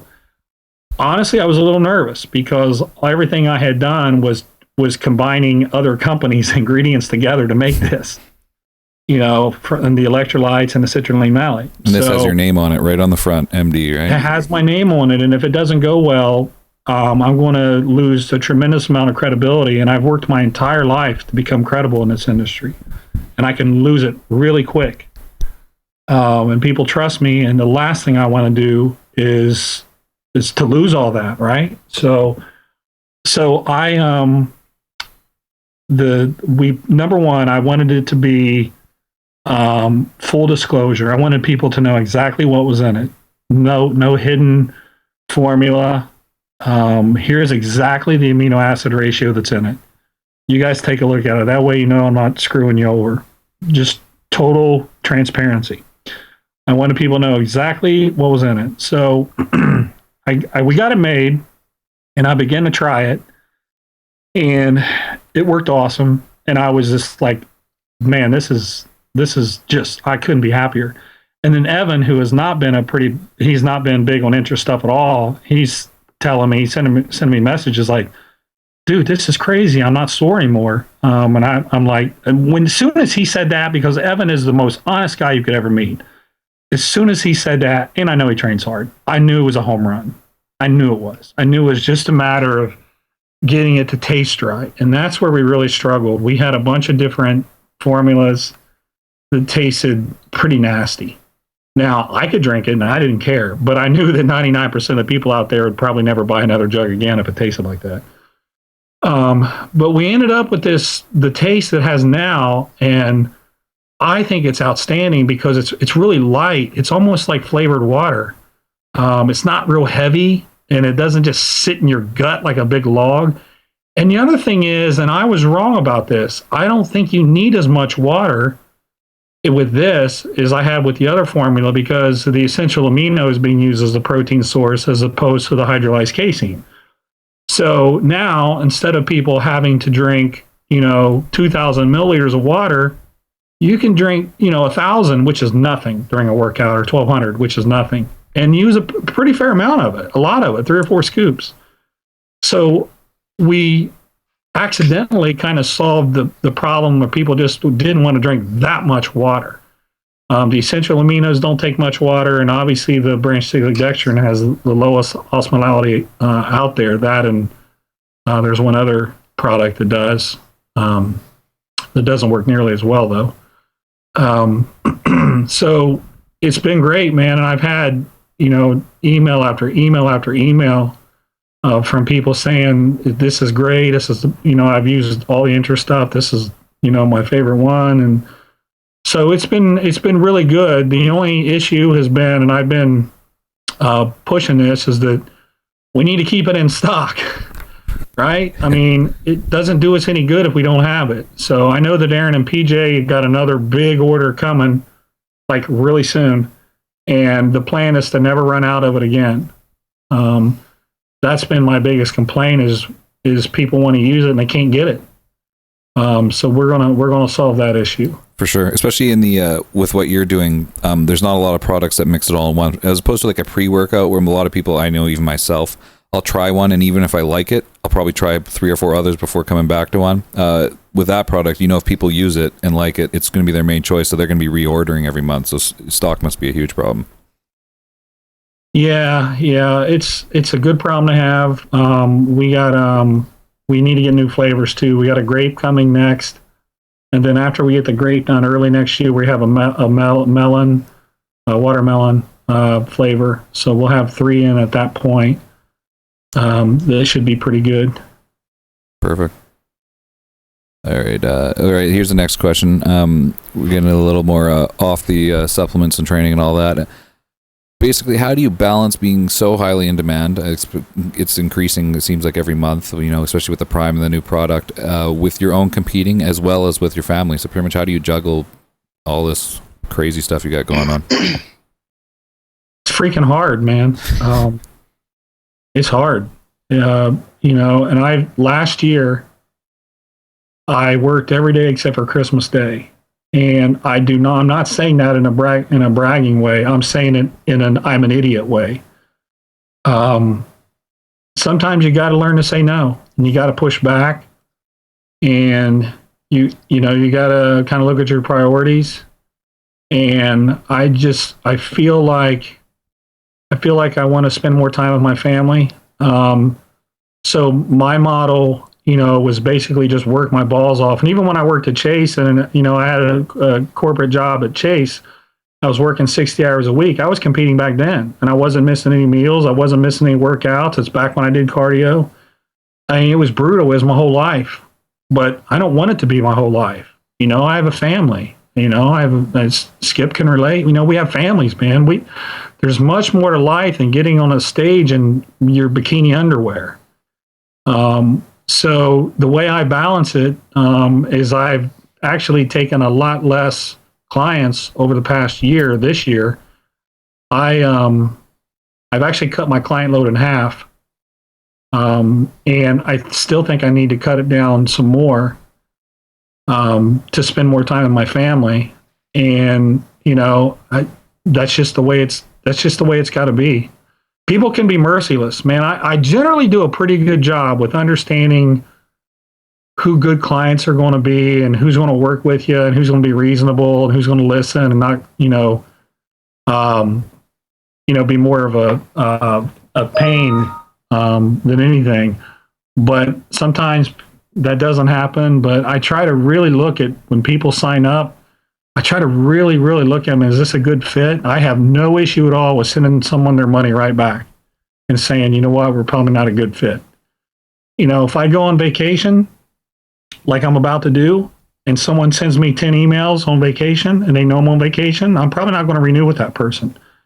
I'm always fair with people. And I'm just trying to get that balance and to work in progress. I'm just trying to have impeccable relationships with the people that I do work with. And I think you'll find if you talk to people that work with me, I have really good relationships with the people that I work with. I would rather have 80 incredibly good relationships than 160 that aren't so good. So I'm just focused. I'm focused on that. And I set time. I had a negotiation with my wife earlier this year, and I had to give up lifting on Sundays, and I don't lift on Sundays anymore. And that used to be one of my favorite things to do, was go into the gym on Sunday morning. And now we go to church, and then we go to Tim Hortons and we get donuts every Sunday, and it's like our little routine. And I don't even think about working out on Sundays anymore. I think when I'm in church, man, I can't wait to eat those donuts. Tim Hortons is in I didn't even know we made it down to the States yet. We're infiltrating. Oh, dude, Tim Hortons. I actually used to be a contractor at Wendy's International, which is Tim Hortons. Oh, yeah, they bought about 5 years ago, I think they took over, right? Or is it more than that? Oh, no, this was 1996. Oh, I thought it was a recent. Okay, yeah, I guess they were always intertwined. Yeah. But, so I schedule this kind of stuff in. My wife and I have a date night on Saturday nights. We have some other activities that we go to every other. So we have these things kind of built into our schedule now, because when you don't, what we've found for us is if you don't kind of plan things and build them in, they never happen. You just get busy and the hours go by, and the next thing you know, it's like, well, we're not going to make it. So, you just kind of have to make it black and white, put some rules in. And it's not easy, though. It's not easy, man. And raising a family, your kids, is not easy. Not easy at all. Skip and Scott, I know you guys can relate. I got a little one too, but my life isn't as jam-packed probably as you guys. No, it's the same thing. I mean, there has to be a quality of life balance. And, I work a really demanding job. It's a lot of hours, not in bodybuilding, but, I have not near as many clients as John, but, sometimes you just got to have a break, and people have to realize that, when it's Saturday at 8 p.m., they might be, been off work since Friday, but I'm just getting home from work. And sometimes there has to be a family time, and I get the death stare from my wife if I go for my phone, like out to eat, Yeah. Kind of like the eyes, the laser beams are coming through her eyes at me. And she's a trainer. My wife is full time. So, but sometimes it just has to be you need a balance, I can only imagine, because I even find myself, I'm the type of person, if someone asks me a question, like I'll spend an hour and a half back and forth kind of helping them out, whatever I can. And just friends asking me questions when it comes to training and stuff like that. Like I'll get caught up in a 2-hour conversation. And next thing I know, I've been sort of ignoring my family because I'm just like super into answering this, someone's questions who's like probably won't even listen, and they're not even close to paying me. So I can only imagine having 80 people trying to, in a needy sort of sense, emailing you all the time. You just got to set limits. Hey, John, I imagine that negotiation on Sundays was more on one-sided. Yeah. Is there a gun involved? It was not pretty. I'm also not allowed to have my phone at the dinner table. We eat dinner as a family every night, and if my wife sees my phone, she will literally throw it in the front room. Hey, you're not alone. I want you to know that. But it was good though, man. It was good. That's what we needed, because it's just turned into all work. And yeah, sure, financially it's great, but who the hell cares if you have no quality of life, and all you're doing is, like I was doing, was I'd get home from Dave's at Elite FTS on Saturday, take a shower, eat, and then sit here and do emails till midnight on a Saturday. Now, how stupid is that? So I asked the question for that reason. It's been, and I had to laugh right along with the other guys when you used the word negotiate, because I know there was not a whole lot of negotiating. There was a lot of talking and you listening. And I know that because, those are conversations that I admit that have happened in the Hill House. When Mrs. Skip drops Gauntlet, kids are involved, families involved, and you can lose track. That's why I asked the question. You can lose track, especially when you're gaining that popularity and you see, look, ultimately you, excuse me, Colorado weather, my sinuses. But anyway, you're gaining that popularity. You're building a business. And a lot of people like to, I'm really honest when it comes to these things. I got into this because I love doing what I do, and I'm passionate about it and everything else. But the reality is it's a business. That's just me being brutally honest. When push comes to shove, at the end of the day, you're paying bills, you're feeding your kids, you're doing that, because now it's on such a large scale that it had to replace or move past what I tend to call a regular or normal job. So then it becomes even more difficult to balance because you have to make this work. And it's not just for paying the bills, it's for your clients and your reputation and word of mouth and exposure and PR and all that good stuff. So it makes it harder, I know it did for me, to pull back, because my response to my wife was, well, careful, it's one of those careful what you wish for type things. So it's difficult to find that balance. And I know that I'm constantly working at it. So I was curious what your perspective was, because I'm sure that it's a constant battle. Yeah, absolutely. Absolutely. I think, Skip, you had a follow-up question, kind of what does your wife think of bodybuilding? We know that she probably wants you to do a little bit less of it, but in general, what are her thoughts towards the whole thing? Is she sick of it yet, or what's going on there? Oh, man, she's been sick of it for 11 years at least. I love your honesty. Yeah, she's not a fan. Yeah. She likes to meet people. Over the years, as we went to shows, she's met people and made friends, and she likes that part of it, but that's about it. There's nothing else she really likes about it. And she is, if you think in the Meadows household, she's telling me how good I look. That ain't happening. I get a compliment maybe once out of every 2 shows I do. So like once every 2 years. Yeah. And I think I'm still waiting for a compliment maybe for this show, and I haven't got it yet. Maybe that's your lucky charm. Maybe that's a good sign. Yeah, she's not quick to dish out compliments either. So she doesn't say I look bad, but if I say, hey, you think I'm different? Yeah, she'll be like, well, I've seen you better. I'm like, oh, okay. All right. Well, I guess that's it, that conversation. Yeah. Awesome. Yeah, I get the compliments. Have you been in the gym lately? Yeah. You still going? Did you cancel your gym membership? The bodybuilding industry puts, you right up there clearly, at the top. You're very well respected, John, and you know that. Have been for a long time, not only because of your knowledge, but the way you carry yourself and, your personality and the fact that you're honest. And that's a big deal. And I think it's good. It's probably good for your relationship. It's probably good for you that your kids and your wife just see you as husband and dad. Not going to let that head get too big, Mm-hmm. Well, yeah, my kids, man, all they ever want to do is play football, which I love. They're 5. And they know they know a lot. They know probably 7 or 8 pass routes. They know how to run a curl, a bubble route. They know how to run a post pattern. They know how to take a pitch and run a sweep. They play tackle. They don't play touch. They play tackle, and they crush each other. That's what they always want to do with Dad. They don't, hey, let's come play football, Dad. So we go out in my front yard, and we literally will go out every single day and play, and the neighbors are just watching them just kill each other. And they just, one of my twins, they're only 5 years old, is 13 pounds bigger than the other one. Wow. And do they eat the same stuff or what? Well, yeah, apparently it's his supplements. One of them eats everything in sight, and the other one, pretty much all he'll eat is like Fruit Loops. He doesn't eat much at all. If you got to narrow it down, Fruit Loops. Yeah, but the big one, when he catches the little one, man, he crushes him. And I wouldn't play tackle with my big one. I'd probably not make it back in the house.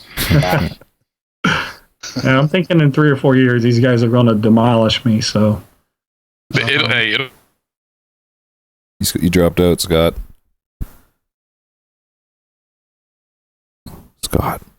Skip, you there? I was going to pretend I wasn't. Oh, okay. That airtime isn't. Yeah, Scott, you're back now. Sorry. You disappeared on us. Yeah, I think my internet kind of crapped out.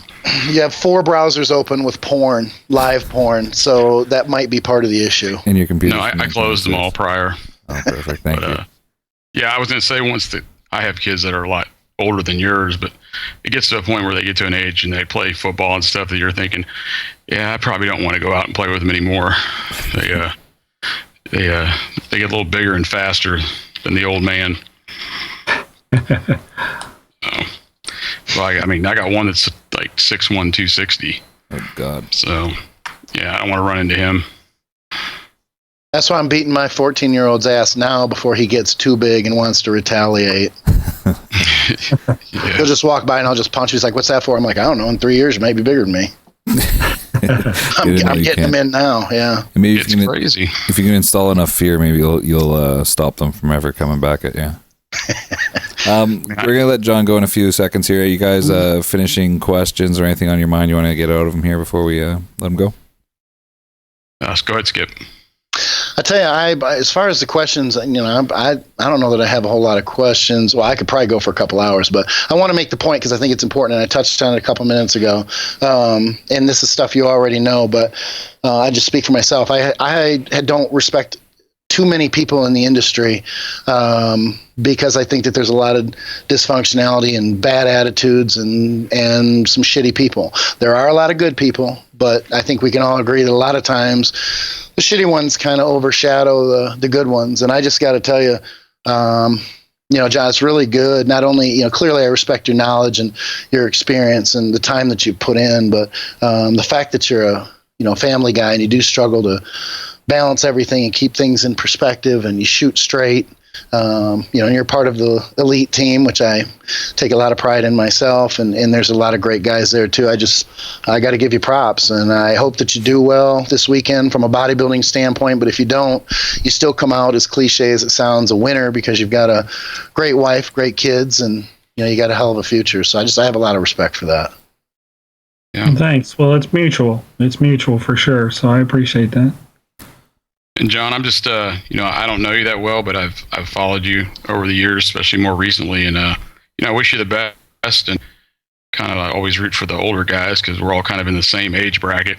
So, always want to see you succeed. So you got a supporter down here in Texas. Well, hopefully it'll be Senior Citizen Day this Friday. IHOP, I think, has a discount the next morning. So we'll find out, huh? Perfect. Yeah, I can just pretty much echo what they said. I appreciate you coming on, especially this time right before a show. Best of luck, and thank you for all being candid with all the questions as well, especially having a young child and the family started. That stuff's just as important as the rest of the bodybuilding information for me. So definitely listen to that, and that's good information that you take to heart. And we appreciate it, and best of luck at the show and with Prime and all your future stuff. All right. Thanks, guys. I appreciate you having me on. It's been a pleasure. Awesome. Thank you, John. Good luck. Yep, take care. Natural Body Inc. is the preferred supplement distribution website for Project Bodybuilding. They have all of your favorite brands in the supplement industry with prices that compete with anyone on the internet. For Project Bodybuilding members, you get free shipping the entire month of November, no matter how small or large of an order you purchase. And by shopping at naturalbodyinc.com, you will also receive a free Project Bodybuilding t-shirt customized by the design team at Natural Body Inc. Just enter your t-shirt size and tell them Project Bodybuilding sent you for great savings and the hottest t-shirt in the industry. Click on the banners found on Projectbodybuilding.com and get hooked up in November. naturalbodyinc.com. That's naturalbodyinc.com. Tell them Project Bodybuilding sent you and save today.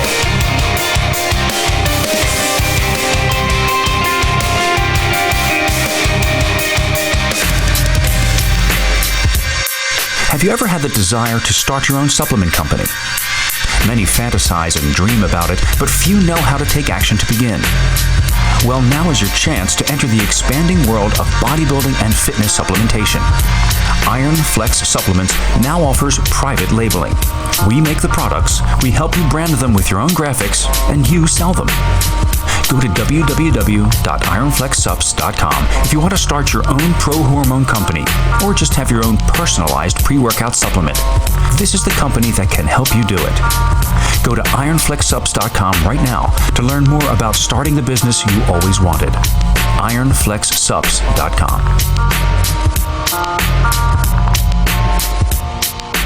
At hardcorepeptides.com, we pride ourselves with providing only the highest quality USA-made peptides and research chemicals.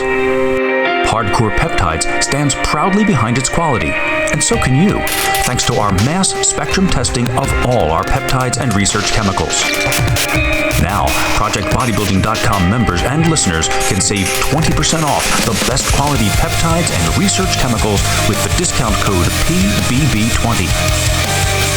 Shop HardcorePeptides.com today and save. Now, Projectbodybuilding.com members and listeners can save 30% off the best quality peptides and research chemicals with the discount code PBB30. Why go anywhere else for your research needs? Shop HardcorePeptides.com today and save. Use the coupon code PBB30 and get 30% off your order. Hey everyone, this is Matt from the First Call Out, All Bull Radio, and Total Nonstop Bodybuilding. Listen, I want to personally thank every one of you listeners who's been a big follower of all the shows that we do. Listen, if you're not on Projectbodybuilding.com yet, you need to check it out. Project Bodybuilding is the home base for all the radio shows. If you're into bodybuilding, you need to see the website, Projectbodybuilding.com. It's everything IFBB, Men's Open, and Men's 212 bodybuilding. Sure, we do a little bit of NPC shows, but only the good shows. We're only following the top stuff. We only have the best gossip, the best articles, the best writers, the best shows. Simply put, it's the best bodybuilding website online. Projectbodybuilding.com. If you're not there, join, participate. It's the place to be. Active Sports Distribution is your one-stop shop for all custom-made supplement needs. From idea to formulation to bottling and shipping, Active Sports Distribution offers an extremely low minimum to welcome all new customers and show their confidence that you will be totally satisfied with your purchase. Be sure to also check out the wide selection of brands under the Active Sports Distribution umbrella that span the entire array of your sports supplementation needs. When you order from ActiveSportsDistribution.com, tell them Project Bodybuilding sent you and use the code ACTIVE to receive 20% off your supplement order. That's ACTIVE and get 20% off your supplement order. ActiveSportsDistribution.com. Iron Mag Labs is the creator of the most hardcore bodybuilding supplements on the market. Makers of the original formula Super DMZ and now Super DMZ 3.0, Iron Mag Labs brings you the strongest legal pro hormones on the market. Also available are Epitrin, Halo Extreme, Epistane, and Asta RX. Go to ironmaglabs.com right now and order from a wide selection. If you are a fan of Project Bodybuilding, please support this company. ironmaglabs.com, the most hardcore bodybuilding supplements on the market. Period. Evolution Peptides is one of the best known and most trusted chemical supply and research peptide sites on the internet. Check out Evolution Peptides for yourself. They're an American-made company and stock many of the most popular products, from melanotan 2 to GHRP2, as well as all the great research chems. Evolution has spent years developing strong supplements, dependability, a huge selection, and quick delivery. Evolution Peptides are also a big supporter of ProjectBodybuilding.com, and if you like the site, you've got to like them too. In the world of peptides, Evolution has everything you need. Check them out at evolutionpeptides.com. And welcome back from the commercial break on PED Radio. Thank you to our sponsors, Iron Mag Research, Iron Mag Labs, and Evolution Peptides, as well as the rest. We just had John Meadows on. That was probably one of the more open interviews I've heard with John. It was pretty good. What did you guys think? I've listened to pretty much every interview he's done, and maybe it's just because I was on the other end of it, but I felt like that was definitely one of the better and more honest I've heard him. Defo. Oh, yeah. Awesome. Scott, what do you think? No, I mean, I haven't listened to a lot of his interviews because, as y'all know, I don't listen to a lot of interviews. But from what I've heard from John, it was good quality information. John's straight up, and I enjoyed it for sure. Yeah, I appreciate. Yeah, here I go trying to talk over you. I'm sorry. Okay. We're 2 minutes in. I have a short one. You can go for a long after. Let me. I was just gonna say that it's not that he's ever intentionally avoids things in interviews. He just sounded like he was in a good place. He was very talkative, a little bit more so than general. It sounded like he was definitely comfortable. Probably having Skip around, who you guys are all old and you can trust each other. old people, when we get together, we're tight. Exactly. You know, we can relate to each other, and that's what. Plus, I mean, when you're talking about a couple days before a, big show, he had a lot more energy than I think I would have. So I appreciated his candor. I mean, he didn't seem to kind of, when asked about things that some people don't like to talk about. And I think it's refreshing here. I think it's a trend only that I've seen, or maybe just noticed within the last year, where us older cats are talking more about supplementation use because of the responsible approach and perspective that we have on it, and I think it's really nice to see, and I was glad that he was open and willing to do that. For sure. A lot of that probably has to do with the fact that you guys have been when you got started kind of on the internet, like, you were probably definitely a little bit younger, so now that it's not like you're out of touch, like you kind of grew up, like, from you're a young adult when the internet, when you got on there a lot, so now that you've grown with the internet, as opposed to being like some people who aren't on the internet and you're in your age bracket, and then they're kind of a little more afraid to be open on it, right? Sure. Yeah, I think so. Mm-hmm.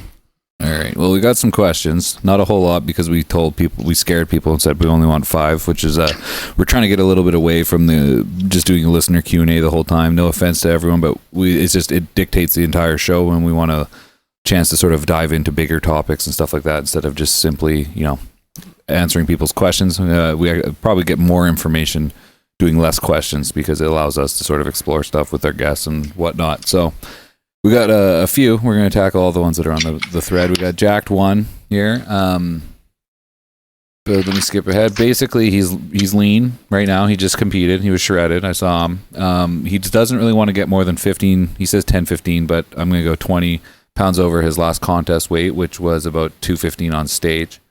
So basically, he wants to gain lean. That he's willing to be disciplined with eating pre-contest foods. Although he's older, he's a master's guy. He's only been doing gear for about 30 months, so 2.5 years, and training since he's 15. Basically, he wants to add as much size as he can. I'm assuming he means over a year. What approach? Blast and cruise, high doses, 2-3 grams with cruises thrown in, pre-workout insulin with lower dose gear. Basically, if you had to, given those stats, if you had to give out a blanket statement, what would you guys recommend for him? Did he say that? Okay, I just want to make sure that I understood or understand what you just said. I don't understand. He's been using 2 or 3 grams, or he didn't specify. He said was only been using gear for 30 months. He said, what approach would you recommend? 2-3 grams a week with periodic cruises thrown in? ? Pre-workout Slim protocol with less gear, same gear, which, obviously that'll get you more results, but you might die. And then lean, is it possible to gain in lean fashion while using insulin? We actually just went over this in pretty good details with Meadows there, but if you got a blank slate, a guy who's super shredded, older, probably hasn't, judging the fact he's only been doing gear for 2 years, I assume he hasn't gone that high. It's pretty much if he wants to grow lean over a year, what are you going to tell him? I mean, I'll get in if I'll take the ball first if you guys don't mind. Take it. Let's see, because there's a lot of variables here. I mean, at least he provided a decent amount of background. There's some information there. 2 to 3 grams, I just don't think is necessary. The fact that the combination of him being older and relatively new to gear, certainly, in my opinion, would not require high doses like that. My beliefs are kind of a blast. I hate to use the term blast and cruise because that refers a lot to blasting. Yeah, well, and it's kind of a excuse me, like a DC term. And that went more so with the training as opposed to just the drugs, right? Yeah, exactly. But yet it is a nice way to, when you say blast and cruise, clearly you're going to have your high points and then you're going to cruise and you're going to come down. So call it what you want, load, deload, that sort of thing. I think it's a good idea I think it's a better idea when you're older. This is me being presumptuous, but when you get older, most of us tend to be, and when he says he's older, I'm going to assume that he's in his 40s. If that's not... He's 47. Okay. All right. Fair enough. So at that point, I'm going to be presumptuous again and assume that he probably doesn't have... If he has normal range testosterone, it's probably low.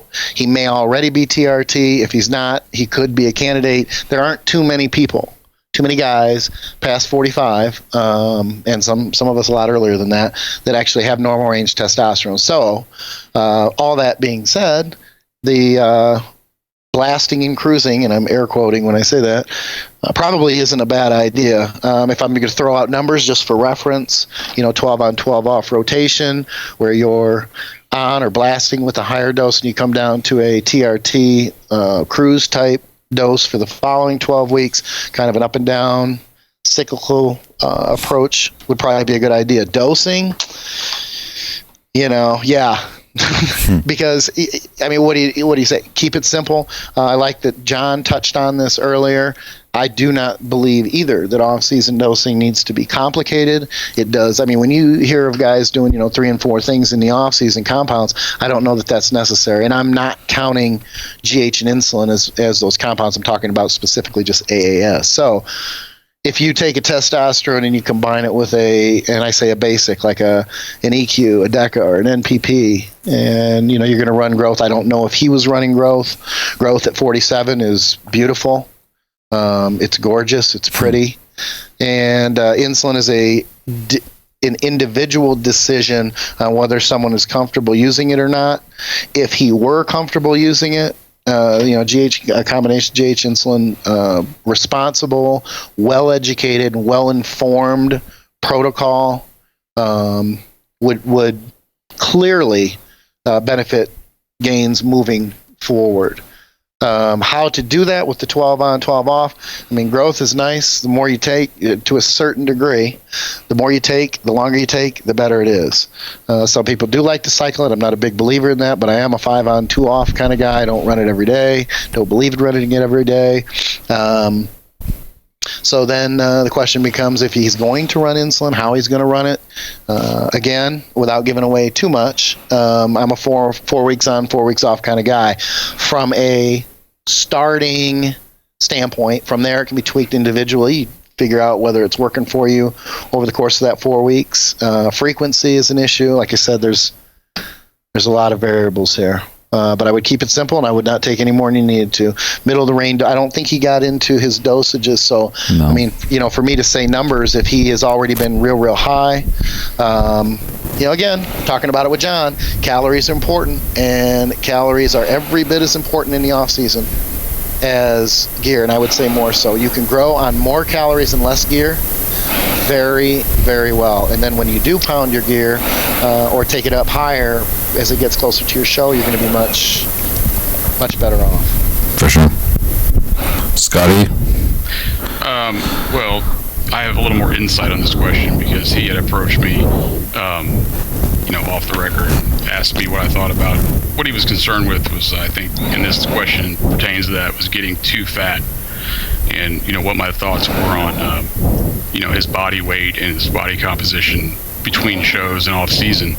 And, I'm a big proponent of, not getting too fat because I've experienced that. Of other people not getting too fat, right? Yeah, correct. And so I shot some vague numbers at him of some poundages from where he's at currently that he may want to look at if he gets to that weight and reassess how he's looking, maybe with another eye or something. And, depending on what supplements he was using, and he threw those 2 variables of supplements out there. I didn't particularly get too in depth into, how much of each one and that, but, I just gave him some general weights, 240-ish to 250-ish, depending on what he does. At his current weight, he probably needs to start looking at himself. Now, that could be a good 240. I don't know. But, I always tell people, hey, look at your contest weight, look where you want to get, and kind of, find a variable in there where you're going to say, okay, if I reach this weight, I need to have, look at myself real hard, or have someone look at me and say, hey, you're getting fat. Or you could have a visual cue, or even like a belt loop or some number, just as long as you have some sort of set point. Yeah. And he's training himself, and I believe he's doing all his own stuff. So, I told him I wouldn't be opposed to him sending me a picture and I'll give him honest feedback. Hey, your body fat's getting up there. You might want to readjust some of your program because you don't. At that age, it sometimes is harder. I hate to say this because it goes against my little thing from that one guy's statement that drove me nuts. But it is a little bit harder to get leaner sometimes when you get up there in age. And but in general, and John talked about this in the show, is and I prefer that people stay closer to their competition weight. For sure. In 10 or 15, maybe 15 pounds if you're a super. Maybe drop it down a little bit lower if you're a heavyweight. Down. Well, the 15 is tricky because sometimes you can drop 10 pounds of water in the last, so it's like a 15 above pre-water drop almost, though, right? Otherwise, you could be fucking like.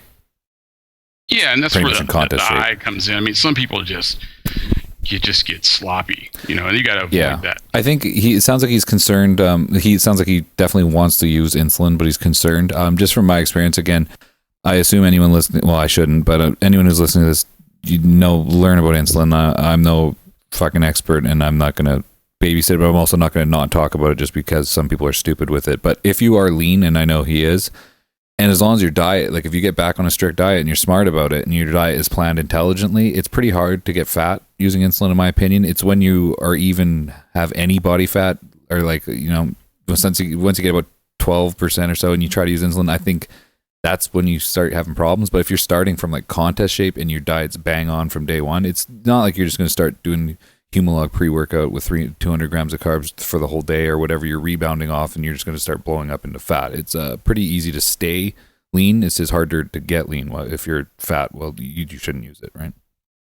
So do you guys agree with that or what? I do. Yeah, I do agree with that. I believe he's had prior use. Okay. So I think his knowledge of it is okay. It's not advanced, but it's decent. I'll just give it a quick example. When I came off a contest, I used I think 300 grams of test and like 300 EQ and pre-workout insulin, but I kept my diet. Like I added quite a bit of food, but it was all good. It was at the right time, and I cut my carbs off. I trained in the morning, and I cut my carbs off around 5 p.m. and I wasn't stupid with it, and I stayed relatively lean. I added a shit ton of weight, and my condition didn't go. I actually stopped the insulin because it was hit around Christmas time, and then my diet got a little shittier. And then, of course, I added fat, and then I tried to go back to the insulin a few months later where I had a few pounds of fat on me, and it was kind of a nightmare, and I dropped it after about 2 weeks. So if you're starting from a lean point and you're keeping an eye on it, you really shouldn't get fat from the insulin as long as you keep your shit together. Yeah, and like Skip said, the long-term GH use will always benefit you in the long run, but those kind of things too. Yeah. And from a health misuse of it is I don't find a whole lot of use in the hit and miss use of it, but the long-term use is especially at that age is very beneficial. And again, just for me, I find if you're talking about an off-season approach, to me, like, yes, insulin can be acutely dangerous, but the long-term effects, if you use it properly, aren't much. I would rather, I feel like it's much healthier to use like 500 to 750 milligrams of gear or even a gram and pre-workout insulin smartly in your diet than blast 3 grams a week of gear and no insulin. To me, that's a no-brainer of which one's going to have longer health problems. Yeah, I completely agree. Everyone thinks insulin's super dangerous, but as long as you get rid of the acute danger and cover yourself, those long-term effects aren't nearly as bad as I feel as if you're running 3 grams of gear. It's not even comparable. Yeah. Yeah, and I think the other thing to point out with him coming off of the show, and I think this is really important, I would not recommend him going straight into a blast phase. I think he should milk the time that he has now post-show. See, the trendy popular thing to do for a lot of people is to slam gear after a show because this is their big growth window. And I think that's about as silly as the anabolic window. All I could think about was stop injecting less. That's why I cut it down to like I know, right? Yeah, exactly. And so you're not a pincushion anymore. But because of the increase in calories, that's the big reason. And I think a lot of people, they don't want to miss out on that. That what they consider to be that growth window or anabolic window, like I say, comparable to after you train, you got to hurry up and get your carbs and you got to get your protein or you might not grow. It's just not that literal. So you have that time after a show where your body is going to respond so positively to the increase in calories. Even if he's trying to stay lean, it's still an increase. And your body's going to respond well to that. So if he comes off the show and he cruise doses or TRT doses, whatever you want to call it, you can still run. A lot of people are skeptical to run GH and or insulin together with low dose tests, but but I don't know why. Yeah, I don't know why. There was an Olympia, past Olympia, who used to do a lot of the same thing, would run more of the growth in the off season when his other gear was actually low. And it just, I don't care to put him out there, I guess. Those who know and are well versed on professional bodybuilders and a lot of what they do. Arnold Schwarzenegger. It may well have been. I don't know. But that wasn't who I was talking about. And so the point is to come off and look, ride it. It doesn't have to be 8 weeks. It doesn't have to be 12. Ride it. If you're still growing, just let it roll. If you start to plateau, then that is when you can start to build into your blasting and cruising. And I only throw out 12 weeks as a reference. It doesn't have to be that. You need to I don't know what his blood work is. I don't know if he has blood pressure issues. I don't know any of that. I do know that at that age, especially with him being relatively new to gear, his GH dosing almost certainly doesn't have to be very high for him to respond relatively well.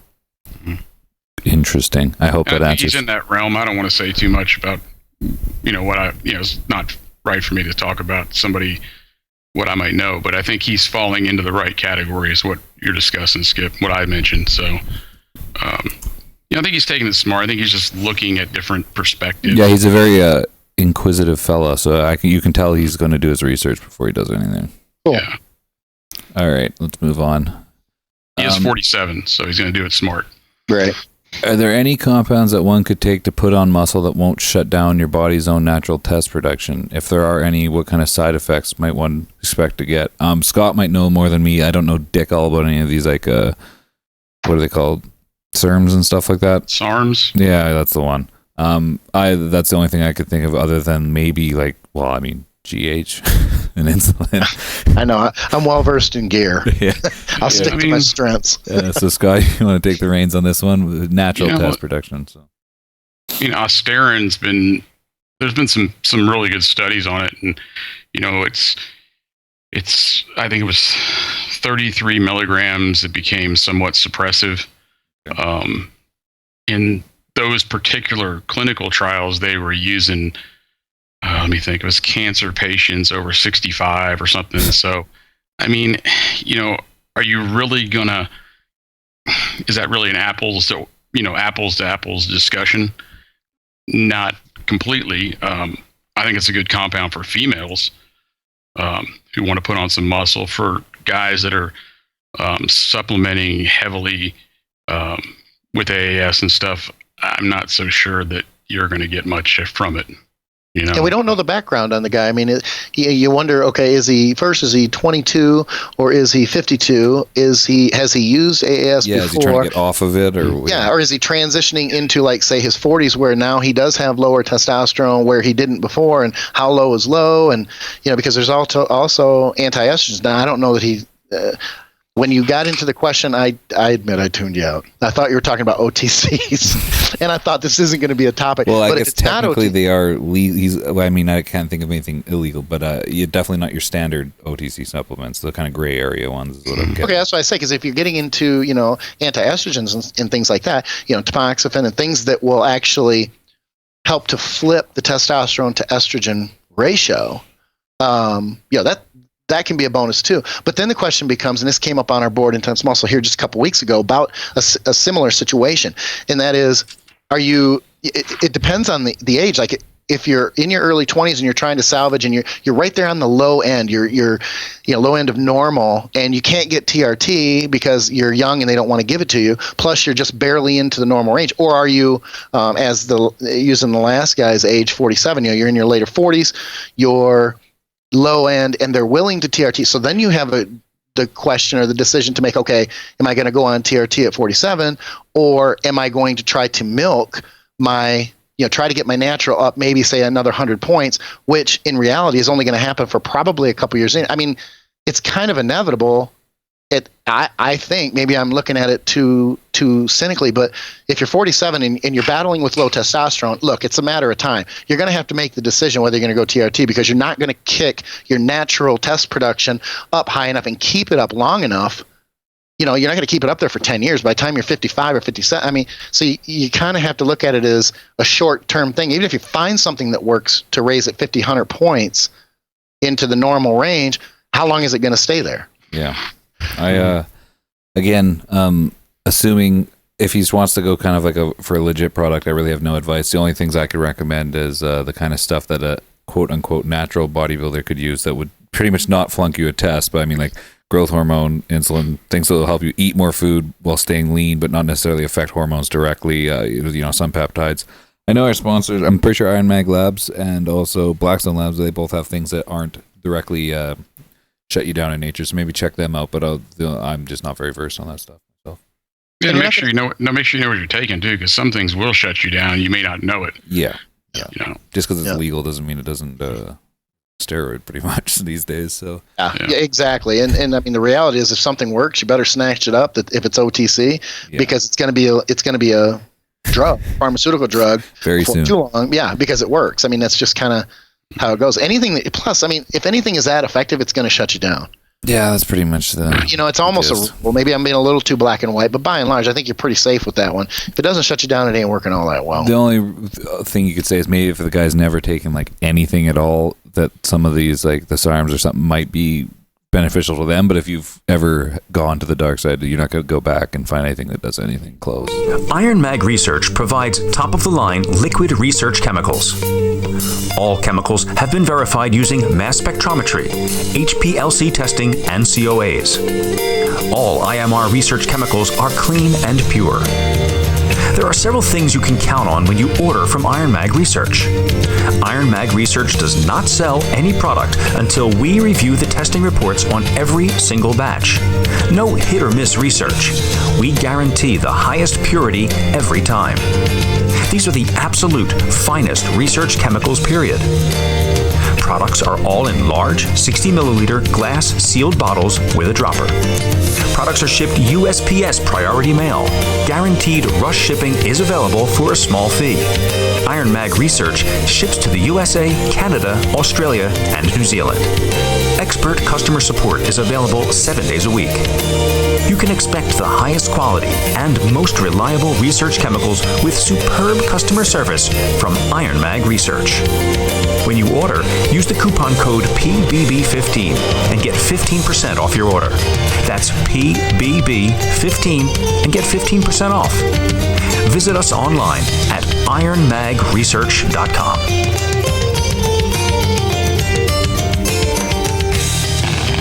Which one of these are you? The gullible, uninformed gym goer who gets hypnotized by $12,000 supplement ads with flashy made-up scientific terms created by a sales and marketing team? Or are you a knowledgeable, advanced athlete, bodybuilder, powerlifter, or fitness woman who knows the real deal? Well, let me tell you about fitness and bodybuilding's dirty little secret, TrueNutrition.com. For people who know what's really going on, skip the retail sales team and go right to the manufacturer at TrueNutrition.com. TrueNutrition.com cuts out the middleman and is not only a source, but is also the manufacturer of raw ingredients for bodybuilding and fitness. At TrueNutrition.com, you can customize your own proteins, carbs, and fats. Put what you want in the supplements and make sure the other guys aren't putting bunk ingredients and fillers in your products just to make a fast buck. You can even customize your own oatmeals. You can use the do-it-yourself customizer to design your own supplements the way you want them designed. Stop being a newbie and start making your own supplements. You can at TrueNutrition.com. For an extra 5 to 10% off your orders, use the code PROJECTBB in the discount code box at checkout. That's PROJECTBB and get 5 to 10% off at TrueNutrition.com. Evolution Peptides is one of the best known and most trusted chemical supply and research peptide sites on the internet. Check out Evolution Peptides for yourself. They're an American-made company and stock many of the most popular products, from melanotan 2 to GHRP2, as well as all the great research chems. Evolution has spent years developing strong supplements, dependability, a huge selection, and quick delivery. Evolution Peptides are also a big supporter of Projectbodybuilding.com, and if you like the site, you've got to like them too. In the world of peptides, Evolution has everything you need. Check them out at evolutionpeptides.com. Iron Mag Labs is the creator of the most hardcore bodybuilding supplements on the market. Makers of the original formula Super DMZ and now Super DMZ 3.0, Iron Mag Labs brings you the strongest legal pro hormones on the market. Also available are Epitrin, Halo Extreme, Epistane, and Asta RX. Go to ironmaglabs.com right now and order from a wide selection. If you are a fan of Project Bodybuilding, please support this company. ironmaglabs.com, the most hardcore bodybuilding supplements on the market. Period. All right. Does the weekly pinning become a hassle after going on TRT, and has it affected your everyday life in some sort of way? I've pretty much been on TRT for a few years too, so I can somewhat relate. What do you guys think? Once a week would be freaking awesome. To me, like coming off a cycle, going down to 2 shots a week is like that's like not doing anything at all. So the TRT is nothing. It hasn't stressed me out. It's the every day or every other day injections that get really old. Yeah, and here's something I'll propose too, and that is TRT is actually relatively low dose, so it's low volume. What they have shown, I've seen a couple studies within the last few years that shows that you can actually take these low voluminous or low volume shots sub-Q, and that they don't that the blood levels for the compound are some people not exactly the same, but they're close. They do it like daily, even with long esters, don't they? Some people. Yeah, and I've even done it. I do myself personally because I am TRT dosing now. As an example, 250 cypionate a week. I split it up twice, and I do 0.5 ml sub-Q twice a week, and it works great.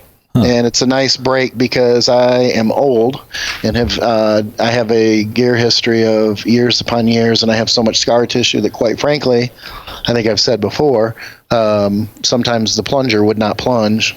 Do you just do like a skin fold kind of on your abdomen somewhere, or? Yeah. Yep, that's all it is. If I get tight, what it'll do is it'll get a little thick after a couple days. The skin will get a little thick. So clearly it's important, if you're not as lean, you want to make sure that dose hits between the skin instead of in your fatty tissue, only because, not that it won't work, not that it won't be effective, but it won't irritate the skin as much. And because what happens is if I don't get it all the way through the skin, because I'm in my off season, which translates to being fatter than normal, it may be still a little bit thick and irritated the next week when it comes around. It's not much, but it might not be completely gone. So there are times too where I may grab, a different area and go. I guess my point would be, don't put it into a real fatty area. You don't want to stick your love handles or something like that. You want it to get into the space between your skin and your muscle. And look, injecting into the muscle, continuing to inject into the muscle is certainly not an issue, but for someone who is concerned or has had a lot of scar tissue or has done gear for years, hypothetically, of course, then you would, you kind of look at that and go, okay, great. Now I don't have to create, I don't have to hit a muscle again and continue to create scar tissue or dead spots. And I could talk about dead spots and nerve damage until, for an hour. That's another show, I suppose. Yeah. We actually did a 2 or 3 years ago on a board I was on. There was a couple guys on there, and we actually were testing the theory of sub-Q injections and got labs on them. Myself and two other regulars on the board, and we tested about, mine was they were all pretty similar to IM injections, but to the point Skip was talking about, you got to make sure you got it in the right spot. And if you have, if you're using 1/2-inch sling pins and you got some fat in there and you get it into the fat, it'll tend to welt up and bubble a little bit, and it won't absorb very well. So you have to either you have to get the right length of pin to get down below the fat, or if you don't have much fat, then just place it between the skin and the muscle. And it wasn't, it was one of those things that it went pretty good sometimes, and then sometimes you wouldn't get the best, injection. But blood levels, testosterone levels were pretty similar, and I think the thought process is that it's going to absorb slower, and I believe I found that to be the case, because you'd hold more stable blood levels a little bit longer. Yeah. Yep. Yeah, I think just to cap it off the original question, does it become a hassle? And not to sound, like a badass or anything, but when you're a bodybuilder, injecting is kind of par for the course. So just being on low TRT dose, like I said, is like a vacation from the from the fucking the more voluminous shots. That 15-year vacation gets old. Yeah, but in comparison to like a prep or anything, the TRT is not a big deal. And I can understand if people are coming from nothing. You know, exactly. They come from nothing, and then they're like, man, I have the chance to get androgel, or why wouldn't I use an oral? But the reality is it's a lot easier on your system. That's why even these pro hormones that are out now, I have to laugh, because some of these legal pro hormones that are on shelves are far worse on your system Shit your liver than an up. injectable testosterone. Yeah. So they just don't have that negative connotation of a needle being involved. For sure. Maybe I'm just a drug addict because well, it's exactly, the needle's set apart the serious drug user from the recreational drug user. Absolutely. That's how we tell who's allowed to come join the club. Exactly. Yeah. All right, Alitex. I don't know if people want their fucking names on there, but whatever. Do you believe there are some drugs you should only use? I think we addressed this with Skip on his Q&A the other week. Only use during the off-season or contest prep. Conversely, are there some that should never? I'm just going to sort of condense it. Off-season and contest prep. If you guys are going to think of something that you not only do you think is just a waste because that's kind of boring, but is there anything you actually would find would be like detrimental, or you're just like fuck that crap for either part of the year? Oh, that's actually a pretty good question. I say you can make anything work, but it might not be ideal. Yeah. Because everything will work. It's just a matter of the kickback, the estrogen, how sensitive you are to estrogen, or you might have to use a bunch of other shit just to combat it, right? Exactly. And it's so easy to say that if you use a big dose of testosterone and enanthate, that you can just counter it with anti-estrogens, no big deal. That sounds great on paper. It doesn't really work. It it doesn't always type. Exactly. It doesn't always pan out that way. If I take over a gram of long ester test, it doesn't matter what the hell else I put in my system. I'm a chubby fucker. Yeah. I know I've seen some people who can chew Arimidex like Pez, and it'll make an impact, but it isn't like running the shorter esters. It just isn't. And then you get the the more genetically superior who respond very well, and they're ridiculously lean. Yeah. And then they tell you, I ran, all I really could afford was, 800 meg of enanthate and 600 deca. There was a top rising, quickly rising Mr. O, who back in early days may have used those type of long esters because he could not afford anything else and was still kicking everybody's ass. So, it's just, it's hit or miss. And I know this, it might not be ideal. Look, if I'm going to do a prep, I want it to be ideal. Yeah.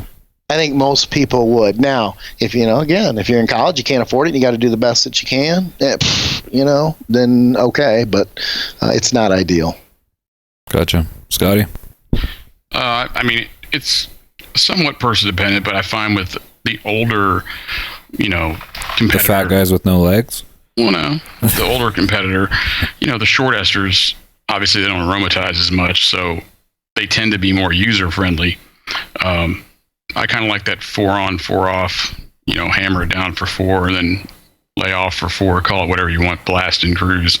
But I find younger guys, when I say younger, early 20s can tend to run longer ester compounds without as much, side effects and as much, conversion to estrogen, but it's still person dependent. I mean, I'm not big on, tren, the harsher androgens in the off season. With kind of save that for the contest prep. Don't kill yourself all year and then you're coming into pre-contest and you're just whittled away. Out, yeah, you're just drugged out basically. Yeah, that's one thing I kind of made the mistake of, because my contest dose were like, for what I was taking, didn't make a lot of sense. It's probably just, again, I was just kind of burnt out and having to do too much of the long cardio, and kind of like John was saying. So I could definitely relate to what he said there, because it probably would have been much more effective if I was fresh going into it and then took those doses. When you've already been beating your body up and all that shit, and then you try to like jack it up for prep and then do more cardio, train more, it's not worth it. Yeah. And the orals, mostly, for the most part, I like to keep them for pre-contest. I mean, there's some cases where we'll use them in off season, but that's relevant on how long the off season is. True. Are you doing one show a year, one every 2 years? Are you doing 3 a year? There's a lot of variables. I agree. The human body can only take so much at some point. Yeah, for sure. I agree. Plus, when my liver swells and it gets blisters all over it, it kind of slows me down. My feet get heavy, Yeah. Can you see those blisters? Sex is right. Yeah, they poke. They poke out the left side near my oblique. That's a love handle, Skip. Oh shit, that's not a blister. My bad. Yeah. Shit. Well, I think that's all the questions we got. So, anyone have anything they want to bring up? Anyone want to any topics that are bugging you that you'd like to address? People massively with our giant radius. Fire away, Skip. I still think that cutting out that question about John's wife and swinging and ecstasies, I just don't think it was very fair. And I mean, I know he's 3 days before the show, but he didn't think it was very funny either. Yeah. The rumor mill flies. I've heard that not only all of that, but he actually hands out poisonous candy at Halloween and beats up old people too. Right. From a van with no windows. Exactly. Yeah. With those pork chop sideburns. Yeah. White van. I gotta say too, the windows. Listen, his wife sounds a lot like my wife, so I'm gonna be completely honest and let everybody know, for those that don't have a sense of humor, I was totally kidding, because if she calls me or knocks on my door, I'm not fucking answering. Yeah. I'm not playing that. She would probably get along well with my wife. I don't doubt. That's why I thought it was cute when he said that she wasn't very big. I mean, I asked the question about her, whether she liked the sport or not, because quite frankly, my wife could wad it up like a piece of paper and throw it into the trash can. She doesn't despise it, but she despises about 85% of it. And that goes along with the people and the personalities in it as well. Yeah. She's not a big fan. It's something you really have to do either. Well, I don't even want to say you love it, because I mean, I don't love all aspects of it, but you love the parts you love enough to tolerate all the bullshit, or you hate it completely. Yeah. Yeah, and she's in the hate it completely. And I think the fact that it sucks away, and listen, I don't want to guess at, what John's wife thinks, but you have to wonder. That's why I asked, because he's so in demand, and it has to take so much time. And like he admitted, it's a struggle for the family, and to keep it all in perspective and to keep it balanced. I mean, where his priorities are. I mean, I think his wife knows that too, but it's just cute. She's saying, and I can see it, put your phone down. Like, we're at dinner, like, cut me some slack, that sort of thing. It does. It has to be. I think the phone's huge. If you can keep that limited, you're relatively good to go. As long as the time you are spending with them is spent with them. You know what I mean? Yeah, exactly. That whole shit. Or they understand the context of, as an example, if you've got, it is exactly. You got a couple, you got a handful in, the NAs or some, and I don't even want to say that. That's not fair. It could be a regional or a state show, because that client is every bit as important as the guy at the national level. So if if you're a day before or a couple days before, that I can understand. If it's a Sunday or a Monday, and just like they said, they've got their date night, which is cute, because we have ours on Saturday night too, and the kids know you're just not invited. Even my older daughter, God love her, she's 22, and she'll be like, "Oh, what are you guys doing tonight?" We're like, "Mom and Dad stuff. You're Nothing not invited." Yeah, we'll see you tomorrow on Sunday. That's family day. That sort of thing, and it's important. Do you know how long they've been? Gosh, I should have asked them, but they've been married for a while, right? They've been together for a while. My brain was wanting to tell me I saw like a long-term anniversary post in the last 6 months or something. That's what I was thinking too.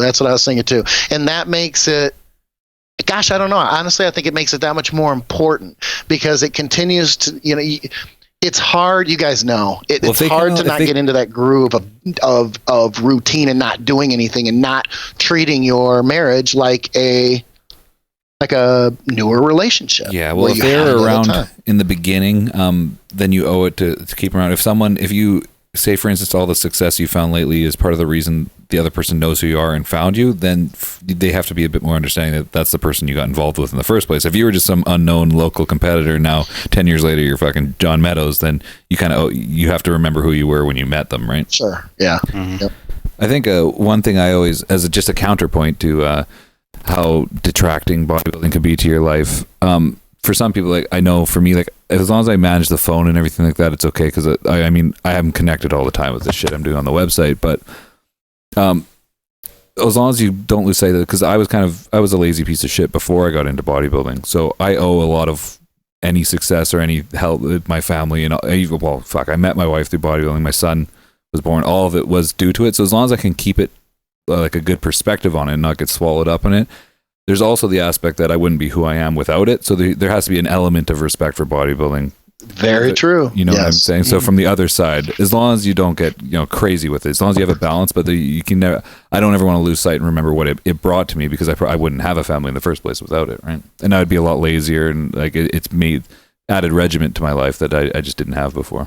I think it's the only reason. That point that you just mentioned, I think it's the only reason, because I've been with my wife for 23 years, married for 21. I think it's the only reason that she falls back on, that she feels like, I got to tolerate it. It just is what it is. And because it is a part of me, because I make a living that way, because sometimes it's the difference between us doing certain things and not doing others. If I had a regular job, maybe I wouldn't make the money that I make now. Or you might be a lot less reliable, or you know what I mean? It might be something that adds to your personality that keeps you on track with something. Sure, and flexibility. Sure. I'm able to, spend a lot more time with my kids, coach them, run them to the places that I couldn't when I had a regular job. The flexibility to travel, for us to take vacations, things of that nature. So it's not just a money issue; it's also a flexibility issue. For sure. Definitely. Well, I think it's important too. Like, I work a career job outside of this, and I have some clients and stuff like this show, but I also come home and do the dishes and help with the clothes and stuff like that. It basically gets you laid. So you have to do it. Taylor, he does dishes. He's kind of like a.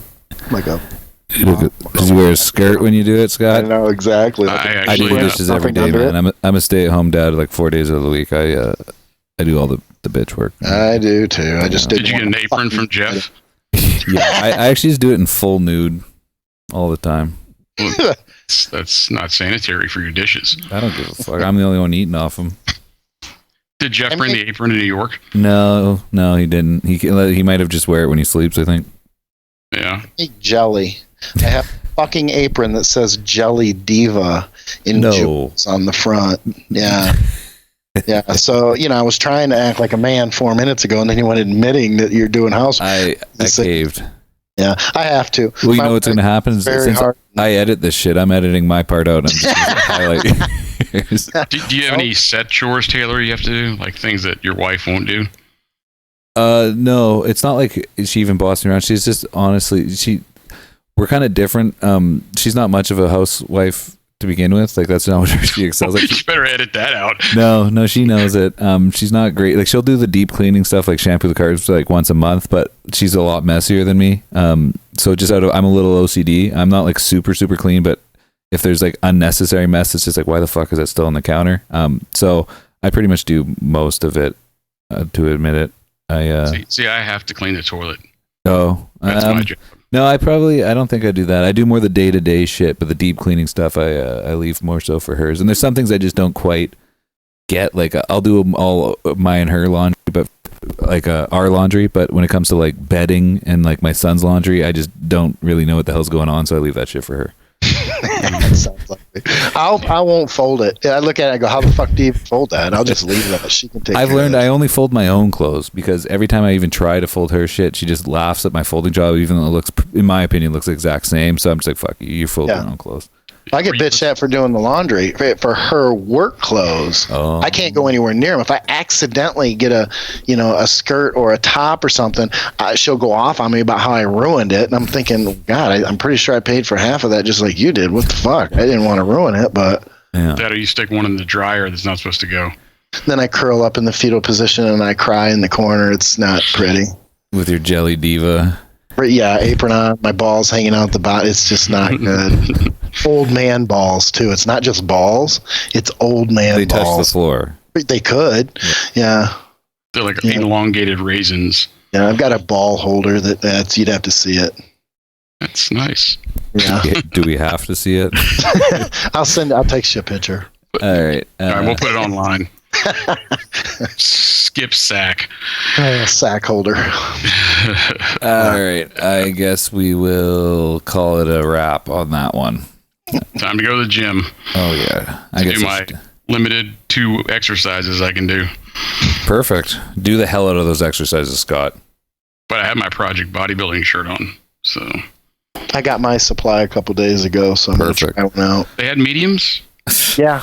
2 mediums and a large. I may be growing this offseason. Holy shit. Yeah. Yeah. I based mine off of, I said, what size does Taylor wear? And he told me, and I said, well, give me that size. That's probably about right. Let's say, give me one bigger. That's what you're supposed to do. Yeah. No, they fit all right. Yeah, the extra larges are nice. They actually are high quality shirts. I recommend anyone who wants to buy them because they're not the cheap, shitty ones. Like they hold up to washes and stuff. So there's a little plug. Buy our shit. And they're very waistline friendly. For sure. The extra large, you don't swim in it. It fits where it should. Yeah, it's a little snug, but whatever. Maybe I overjudged your size. I don't know. If you want to have a Skype pose down any day, bring it. Abs of steel. Yeah, for sure. Well, mine's spread over a much more handsome and beautiful 5'11" frame. So. Oh yeah. All right. Let me put my poster up of you. You put it on your ceiling so you can see it while you when you wake up. I'm on the couch. Oh. Then I got nothing. All right, guys. Thanks to dude. John Meadows. Awesome. Best of luck. You guys want to say any, I guess our sponsors, one more shout out. Skip, do you have anyone you want to thank? I want to thank our new sponsor that comes on next week. Yes, I do too. But I'll probably wait till next week, I guess. They might have a commercial on this very episode, but I'm excited. They might. If there is, I can edit the word like with I'll have a voiceover for what you just said. I'll replace it with the actual name. Well, I'm looking forward to TrueNutrition.com. Dun, dun, dun. Yes, sponsored. I've been with them for, 8 years. I probably need to check the exact time so that I can actually reference an accurate time. Great supplements, great, company. Dante's gig, and I'm excited that they're coming on board. Yeah, I'll admit, this I probably shouldn't. There's certain sponsors that I already used before they came on board that I either, like True Nutrition, I reached out because I'm just the hugest fucking fan of that website, and I've been using it for about 3 or 4 years. I mean, I order more shit than I should from them. So I reached out because I want people on board who I like legitimately will feel good about promoting and I want to team up with, and I'm very excited they came on board. And there's a few other ones, so I'm not trying to play favorites, but these guys are like a website that I even sometimes when I'm not placing orders, I'll go on there and make fake orders and like that I know maybe I'll order them, but I love what they're doing there. I trust the hell out of them. When you order something from them that it's exactly what you ordered. So. Well, and the Sexy Team Skip blend. I mean, come on now. It's actually a lot of people use that are no way affiliated with you. I've seen it recommended all over. Yeah, I was actually flattered that a lot of, I don't know if they do now, but I know as recently as just a couple of years ago, Shelby had a lot of his clients using it too. John Meadows, I'm pretty sure I've seen it. A lot of his clients are just, a lot of people have recommended it. I've seen, so I guess you did something right. Very cool. Every now and then I get something right. Yeah, well, if you swing enough time, something's going to happen. Exactly. I'll need some samples of these to test out. Okay, for sure. Definitely. I don't think I even get any, but I'll send you some. I always have, to be honest with you, I always have an extra stash, and by the end of the year around this time, sometimes I will go through my pantry and I'll do some holiday stuff saying, whether it be on, some form of social media, and end up giving away sometimes 5 pounds at a time so that people can try it out. Start doing right now is you're going to just ship it all up north to me. There you go. Customs to Canada, though. Yeah, that's not very friendly. All right. Okay. Well, thanks to them. Thanks to our existing sponsors and John Meadows, and we will be back in 2 weeks.